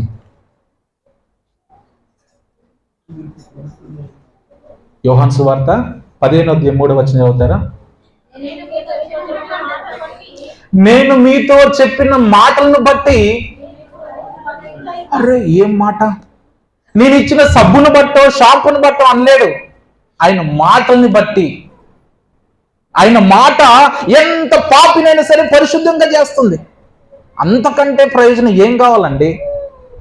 నేను నా డైలీ డివోషన్ ధ్యానిస్తున్నప్పుడు, మొదటి సమూయేలు గ్రంథం 2వ అధ్యాయం ధ్యానిస్తున్నప్పుడు అన్న ప్రార్థన చేస్తుంది, నీ రక్షణను గూర్చి నాకు ఆనందం కలిగిందని. అరే ఎంత మంచి మాట అసలు! మనం పరిశుద్ధులు కావడం ప్రయోజనకరం కాదా? మన శుద్ధులం కావడం ప్రయోజనం కాదా? ఇందాక పాడుకున్నాం కదా, అన్న మరీ మరీ మరీ చెప్పింది పాస్టర్ గారు. పాట కాదు, ప్రార్థన. ఏంది? శుద్ధారుదయం కలుగజేయు. ఎప్పుడు కలుగుతుంది? ఆయన మాటల్ని బట్టి. ఆయన మాటలు మన హృదయంలో ఉంటే మన హృదయం శుద్ధి అవుతుంది. హృదయ శుద్ధి గల వారు ధన్యులు, వారు దేవుని చూస్తారు. అదే యోహాను సువార్త 17వ అధ్యాయం 17వ వచనం ఒకసారి చూస్తారా?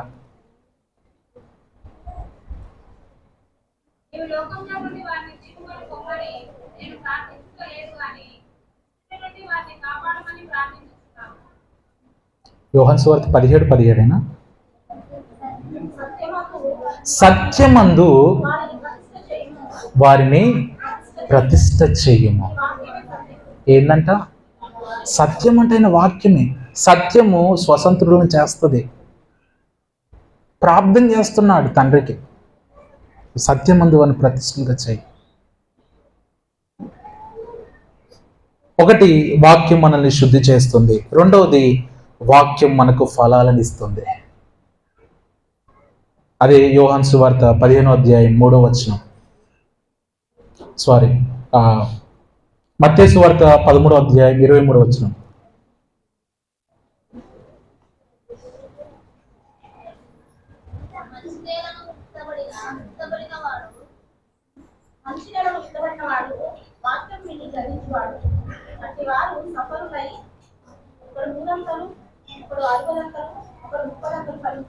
ఆమేన్. చాలా జాగ్రత్తగా గమనించండి.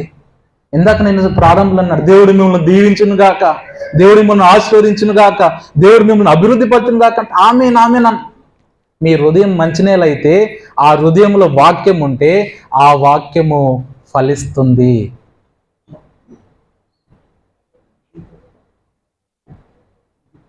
వాక్యం నీ హృదయంలో ఫలించినప్పుడు నీ స్థితి మారిపోతుంది తెలుసా? చిన్న చిన్న అపవాదేసే చిన్న చిన్న విషయాలకి నువ్వు పడిపోవు తెలుసా? ఈరోజు పడిపోతూ లేస్తూ ఉన్నాము అంటే కారణం ఏంటంటే మన హృదయంలో వాక్యం లేదు. యోహాను సువార్త 15వ అధ్యాయం 5వ వచనం ఒకసారి చూడండి.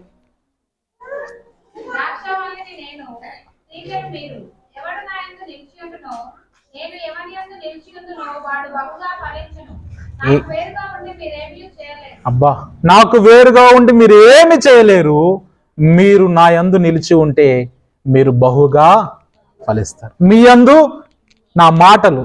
యోహాను సువార్త 1వ అధ్యాయం 1వ వచనంలో ఏముంది?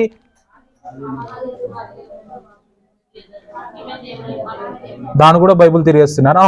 చెప్పండి. ఇప్పుడు నీ హృదయంలో వాక్యం ఉందంటే ఎవరున్నట్టు?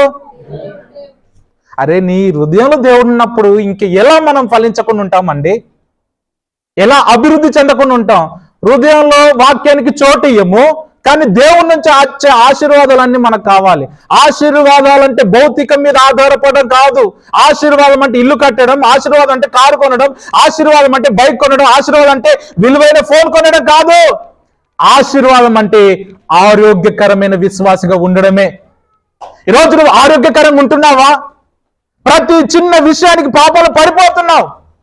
ఎలా ఆరోగ్యంగా ఉంటున్నావు? ఫలం అంటే ఏంటి?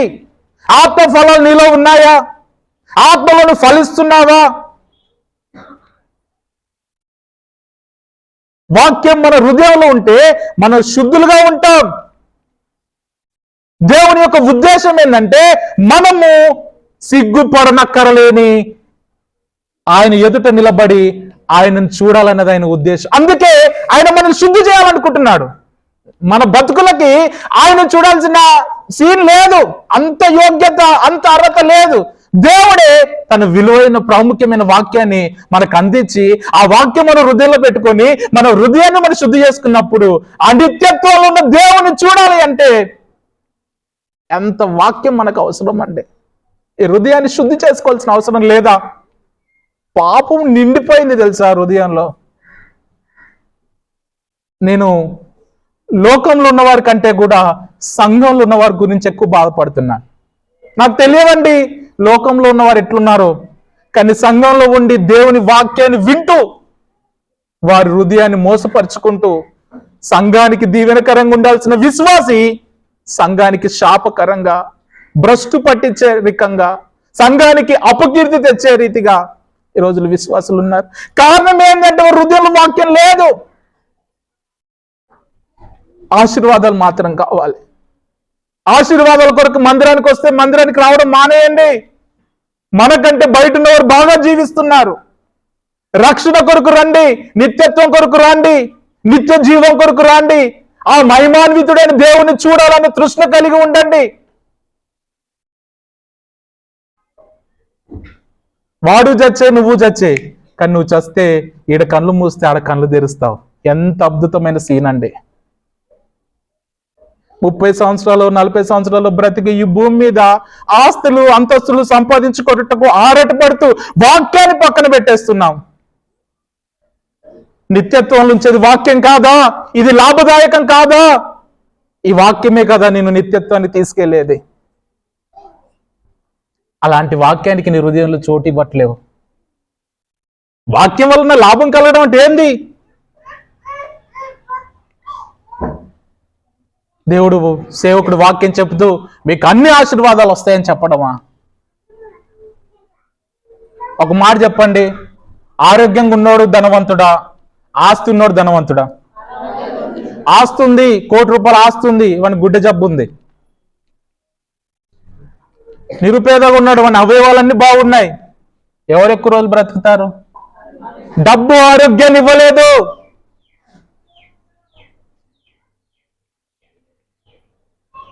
కిడ్నీ సమస్య చేత బాధపడుతున్న వారు మీరు చూడండి, కిడ్నీ ఫెయిల్ అయిన వాళ్ళని చూడండి, వారి బాధగా.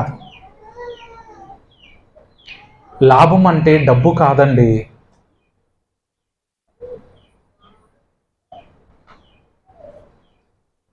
ఆ విధంగా మనము తయారైపోతున్నాం. ఎప్పుడైతే వాక్యం మన హృదయం నిలిచి ఉంటుందో మనం శుద్ధులం అవుతాం, మనం ఫలిస్తాం. అంత మాత్రమే కాదు, వాక్యానుసారమైన ప్రార్థన మనం చేస్తాం. మీరు గమనించినట్లయితే ప్రార్థన ఎలా చేయాలో కూడా బైబిల్ చదవాలి. బైబిల్ చదవకుండా ప్రార్థన చేయలేమండి. ప్రభు మనసు తెలియకుండా ప్రభుతో మాట్లాడలేం. మాటలు రావు, పదాలు రావు. నువ్వు కూర్చుంటే గంట సేపు ప్రార్థన చేయాలని కూర్చుంటున్నావు, 5 నిమిషాలకి నీకు గంట సేపు అనిపిస్తుందా? కారణం ఏం తెలుసా? నీ హృదయంలో వాక్యం నిలిచలేదు. విస్తారంగా మాట్లాడాను, విస్తారంగా ప్రార్థన చేశాను, లేచి చూస్తే 5 నిమిషాలు అయిపోతుంది. కారణం ఏం తెలుసా?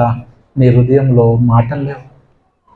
క్రికెట్ బాగా ఆడేవాడు, ఆ క్రికెట్ ఆడేవాడితోటి ఇంకొక క్రికెట్ ఆడేవాడు మాట్లాడితే గంట సేపు మాట్లాడిన క్రికెట్ గురించి మాట్లాడతారు. ఎందుకు? వారిద్దరికి అది తెలుసు.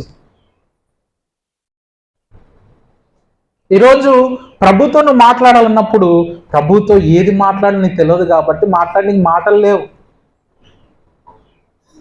నువ్వు ప్రేమించిన వారితో ఎంతసేపు మాట్లాడిన సమయం తెలియదు కదా. మరి దేవునితో మాట్లాడినప్పుడు ఎందుకు సమయం తెలుస్తుంది? ప్రార్థన చేసి ఇంతసేపు ప్రార్థనలో కూర్చోవాలా? అరే నీకు మనసు లేదమ్మా. దేవునితో మాట్లాడిన మనసు రావట్లే. దుప్పటి కప్పుకొని యవనస్తులు అయితే యవన స్త్రీలు యవన పురుషులు దుప్పటి కప్పుకొని ఫోన్ పెట్టుకొని చెప్పు చెప్పు అంటే చెప్పులే ఉంటాయి ఆడ, పెరగను మరి ఏవో ఇంకేముండదు. పిచ్చి ముదిరితే అలాగే చేస్తారు. ఈరోజు దేవుణ్ణి అడిగావా? చెప్పు ప్రభువా, నా జీవితానికి దీవెనకరంగా ఏదైనా మాట్లాడు, నేను పాపంలో పడిపోకుండా సహాయం చేయి. ఈ విషయాలు రావు. ముంచేవానితో ఎక్కువసేపు మాట్లాడతారు. చూడండి, ప్రార్థన విషయంలో మనం చూసినట్లయితే యోహాను సువార్త 5:14-15 ఒకసారి చదవండి. అటు తర్వాత మొదటి యోహాను 5:14, మొదటి యోహాను రాసిన పత్రిక.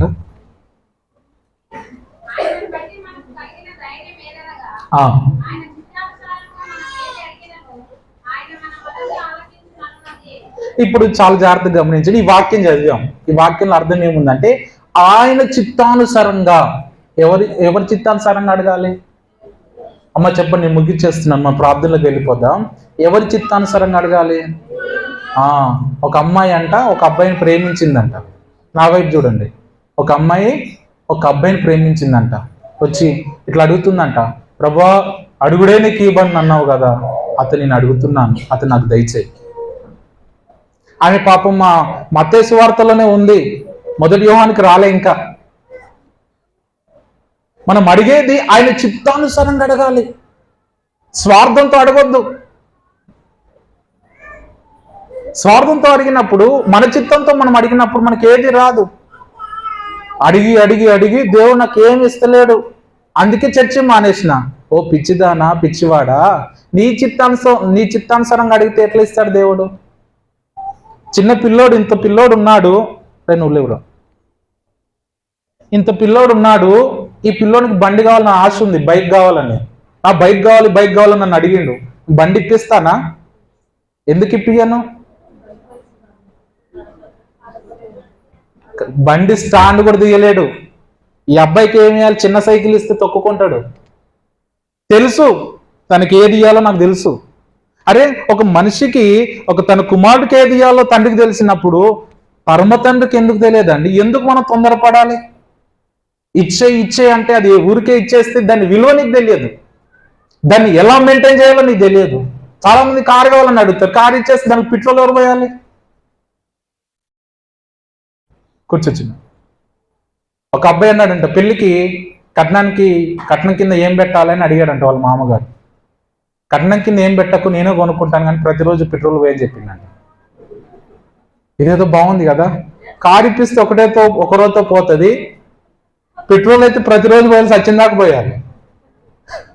అసలు కట్నం తీసుకోకూడదు, కానీ మన కోరిక చూడండి ఎంత బాగుందో.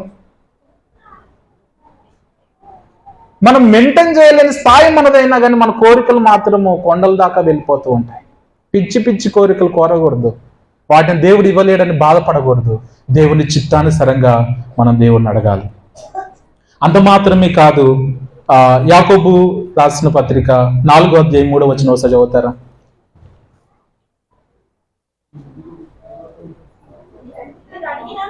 మీరు అడిగినను మీ భోగముల నిమిత్తము వినియోగించుటకై. ఏ ఉద్దేశంతో అడుగుతారంట? దురుద్దేశంతో అడుగుతారు, మంచి ఉద్దేశం కాదు. మీ భోగముల కొరకు, మీ ఎంజాయ్మెంట్ కోసం మీరు దేవుణ్ణి అడుగుతున్నారు. దేవుడు అంటే యూజ్ అండ్ త్రో కాదండి. దేవునికి అంత వివేచన లేదనుకుంటున్నారా? మీరు అడిగిన వాటిని అన్నిటి ఇచ్చుకుంటూ పోవడానికి దేవునికి తెలియలేదు అనుకుంటున్నారా? ఆయన జ్ఞానవంతుడు, ఆయన జ్ఞానానికి లిమిట్ లేదు. అంత జ్ఞానవంతుని దగ్గరికి వెళ్ళి నేను అడిగింది దేవుడు ఇస్తానని ఎలా అనుకుంటారు? యేసు నామంలో ఏం రావు, నోరు పోవాల్సిందే, తడాడిపోయి లీటర్ నీళ్ళు తాగాలి. యేసు నామం లేసు. నేర్చుకోండి, అయ్యా నీ చిత్తమైతే ఇవ్వండి అని. దురుద్దేశంతో అడుగుతారంట. ఎందుకు దురుద్దేశంతో అడుగుతారంటే వాక్యం చదవరు. వాక్యం చదివితే దేవుని చిత్తం తెలుస్తుంది. మన ఉద్దేశాలు కావు, దేవుని ఉద్దేశం ఏమై ఉంది, దేవుని చిత్తం ఏమై ఉందని మనం ప్రార్థన చేస్తాం. మన ప్రార్థనలో అడుక్కునుడు ఎక్కువైపోయింది, అడగాల్సిన అవసరం లేదు తెలుసా. చివరికి మాట చెప్పి నేను ముగించేస్తాను. అసలుకి దేవుణ్ణి మనం అడగాల్సిన అవసరం ఉందంటారా? దేవుణ్ణి మనం అడగాల్సిన అవసరం ఉందంటారా? దేవుణ్ణి మనము ఏమైనా అడగాల్సిన అవసరం ఉందంటారా? బైబిల్లో ఒక మంచి మాట ఉంటుందండి, నేను ఆ మాటని బాగా వింటూ ఉంటాను, చదువుతుంటాను. ఏనంటే, ఆకాశ పక్షులను చూడుడి, అవి విత్తవు, కోయవు, కూర్చుకోవు, కానీ వాటిని దేవుడు పోషిస్తున్నాడా లేదా? పోషిస్తున్నాడా లేదా? వాటికంటే మీరు మరీ శ్రేష్ఠులు కారా? మీ తండ్రి చాపను అడిగితే పామునిచ్చిన, రొట్టెను అడిగితే రాతినిచ్చిన, వాడికంటే నేను శ్రేష్ఠుని కాదా అంటున్నాడు. మీరు అడగకుండానే మీకు ఏది కావాలో అది నాకు తెలుసు. మీరు అడగాల్సిన అవసరం లేదు. ఇందాక పాట పాడారు కదా, ఆయన మన కొరకు అన్ని సిద్ధపరిచాడు. మనం మాట్లాడక ముందే, మనం అడగక ముందే దేవుడు మనకి ఏమేమి కావాలో అన్ని సిద్ధపరిచాడంట. నేను ఒక సాక్ష్యం విన్నాను, దైవజనుడు చెప్పారు. ఆ దైవజనుడికి ఎన్నడూ లేనిది ఒకరోజు మటన్ తినాలనిపించిందంట. కానీ దేవుణ్ణి అడగలేడు, జేబులో డబ్బులు లేవు, కానీ తినాలని ఆశ వచ్చింది, అంతే. తినాలని ఆశ వచ్చింది, కానీ జేబులో డబ్బులు లేవు. ఆశపడ్డాడు కానీ అలా వదిలేశాడు.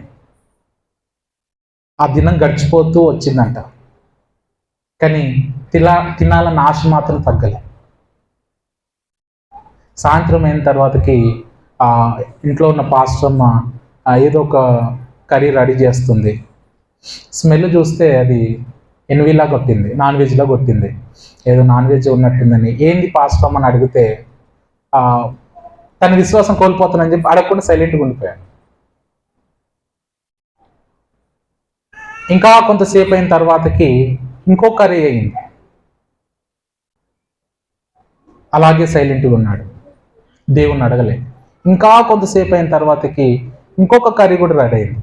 మొత్తానికి తినే టయానికి టేబుల్ ముందుకి ఎనివి వచ్చింది. తను ఆశించింది ఒకటే, కానీ తను ముందుకు వచ్చింది ఆశించిన దానికంటే అత్యధికం వచ్చింది. చేపలు వచ్చాయి, చికెన్ వచ్చింది, నాన్ వెజ్ వచ్చింది. ఎవరైనా అనుకుంటే, తినాలనుకుంటే ఒకటే తింటారా, 3 తింటారా? వారు అనుకుంటే తెచ్చుకుంటూ ఒకటే తెచ్చుకుంటారు, కానీ దేవుడు ఇవ్వాలనుకుంటే అత్యధికంగా ఇస్తాడండి. అడిగిన దానికంటే, ఊహించిన దానికంటే అత్యధికంగా. అసలు అడగలే, నేను అడిగిన దేవుడు నాకు ఇవ్వట్లేడు అని అంటారు కదా, అసలు అడగలే దైవజనుడు. నాకు ఏడుపు వచ్చింది తెలుసా, నేను ఏడ్చేసిన ఆ మాటకి. అరే, అడగకుండానే ఎట్లా ఇచ్చాడు దేవుడు? ఏంది అంత ప్రేమ? ఏంది? ఎవరైనా నేను పాపంలో ఉన్నాను, నన్ను పరిశుద్ధపరచుట కొరకు నీ ప్రియ కుమారుని పంపించని ఎవరన్నా అడిగారా? ఎవరు అడగలే. మనం పాపంలో ఉన్నామని మనల్ని ప్రేమించి తన ప్రియ కుమారుణ్ణి మన కొరకు పంపించాడు, అడగకుండానే. ప్రియ కుమారుని కంటే ఏది ఎక్కువ కాదండి, ఏది ఎక్కువ కాదు, ఏది ఎక్కువ కాదు దేవునికి. నాకు ఏడుపు వచ్చింది తెలుసా. అరే, ఎంత మంచి తండ్రి అయ్యా నువ్వు, అడగకుండా అక్కని ఎరిగిన దేవుడు. ఈ భూమి మీద ఎవ్వరు లేరు. అడగని అమ్మాయినన్నం పెట్టదని మాట అంటారు కదా, సామెత అంటారు కదా. అరే, మా అమ్మ కూడా నా ఆకలిని గుర్తించి అన్నం పెట్టలేదు, అడగకుండా నువ్వు ఎలా ఇస్తావు అని నేను దేవుడిని అడిగితే, దేవుడు అన్న ఇట్స్ మీ, అదే నేను అని చెప్పి దేవుడు నాతో మాట్లాడాడు. మన దేవుడు మనం అడగకుండానే మనకి ఇచ్చే దేవుడు. దేవుడు మనల్ని సంతోషంగా ఉండాలని కోరుకుంటున్నాడు తెలుసా. తన పిల్లలు ఆనందంగా ఉండాలని దేవునికి ఉద్దేశం.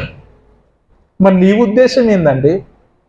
నీ తండ్రి నువ్వు సంతోషంగా ఉండాలని ఆలోచిస్తున్న నీ తండ్రికి అదే తండ్రి నిన్ను బట్టి సంతోషంగా ఉండాలని ఫీల్నెస్ నీకు లేదా? ఏ విషయంలో నువ్వు దేవుని సంతృప్తి పరచగలుగుతున్నావు? ఏ విషయంలో దేవుణ్ణి ఆనందపరచగలుగుతున్నావు? ఏ విషయంలో దేవుడు నిన్ను గురించి సాక్ష్యం ఇచ్చేటట్టుగా నువ్వు జీవిస్తున్నావు? ఇవేవి వద్దు. ఆయన నా గురించి ఏమన్నా అనుకోని, నా భక్తి నాకు ఆశీర్వాదాలు తేవాలి అనుకుంటే మనంత దౌర్భాగ్యులు ఇంకెవరు ఉండరండి. తెలియదా? నారు పెట్టిన వాడు నీరు పోయాల్సిన అవసరత తనకు తెలియదా? నారు పెట్టిన వాడు నీరు పోస్తాడు. నిన్ను పుట్టించిన దేవుడే నిన్ను పోషిస్తాడు. నిన్ను పుట్టించిన దేవుడే నిన్ను సంరక్షిస్తాడు. నిన్ను పుట్టించిన దేవుడే నీ ప్రతి అక్కర అవసరం తీరుస్తాడు. ఓకే, మరి నువ్వేం చేస్తున్నావు? నువ్వు అడగాల, నాకు అన్నం పెట్టు ప్రభువా, నాకు బట్టలు ప్రభువా, నాకు వాని అవసరం లేదు. వాటి స్థానంలో అవి వచ్చేస్తూ ఉంటాయి. ఆకాశ పక్షుల విషయంలో అంత కేర్ తీసుకున్న దేవుడు ఆయన పోలికలు ఆయన స్వరూపం చేసిన ఈ మీద ఎంత కేర్ తీసుకోవాలి? పిల్లల కంటే పిల్లల తల్లిదండ్రులు వారి గురించి చాలా ఉద్దేశాలు కలిగి ఉంటాడని ఎంతమంది నమ్ముతారండి? మీ పిల్లల పట్ల మీకు మంచి ఉద్దేశం లేదా? వారు మంచి ప్రయోజకులు కావాలి. మిమ్మల్ని అడిగితే ఇప్పుడు మీరు చెప్తారు డాక్టర్, యాక్టర్, పోలీసు, ఇంజనీర్ అని చెప్తారు. అరే, మీ మీదనే మీకు అంత ఉంటే మీ పిల్లల మీద మన పరమ తండ్రికి మన మీద ఎంత ఉందండి? నేను అనుకుంటాను, అపవాది ఎదుట నన్ను నిలబెట్టి నా కుమారుడు నాకు నచ్చినట్టుగా ఉన్నాడు అని చెప్పాలి అని దేవుడు ఆశిస్తున్నాడేమో. యోబు విషయంలో దేవుడు సాక్ష్యం ఇచ్చింది అదే. ఈరోజు ఇక్కడ కూర్చున్న మన అందరి గురించి దేవుడు సాక్ష్యం ఇవ్వగలడా? మొన్న మేము ఒక పుస్తకం చదువుతున్నాను, వాక్యం నుండి లాభం పొందుట పుస్తకంలో. అపవాదంట మనుషుల దగ్గర దేవుని గురించి అబద్ధం మాట్లాడతాడంట, కానీ అదే మనుషుల గురించి దేవుని దగ్గర చెప్పాల్సి వస్తే నిజమే మాట్లాడతాడంట. ఈరోజు అపవాది దేవుని దగ్గర నీ గురించి మాట్లాడాల్సి వస్తే ఆ నిజం ఏమై ఉంటుందో ఒకసారి ఆలోచించు.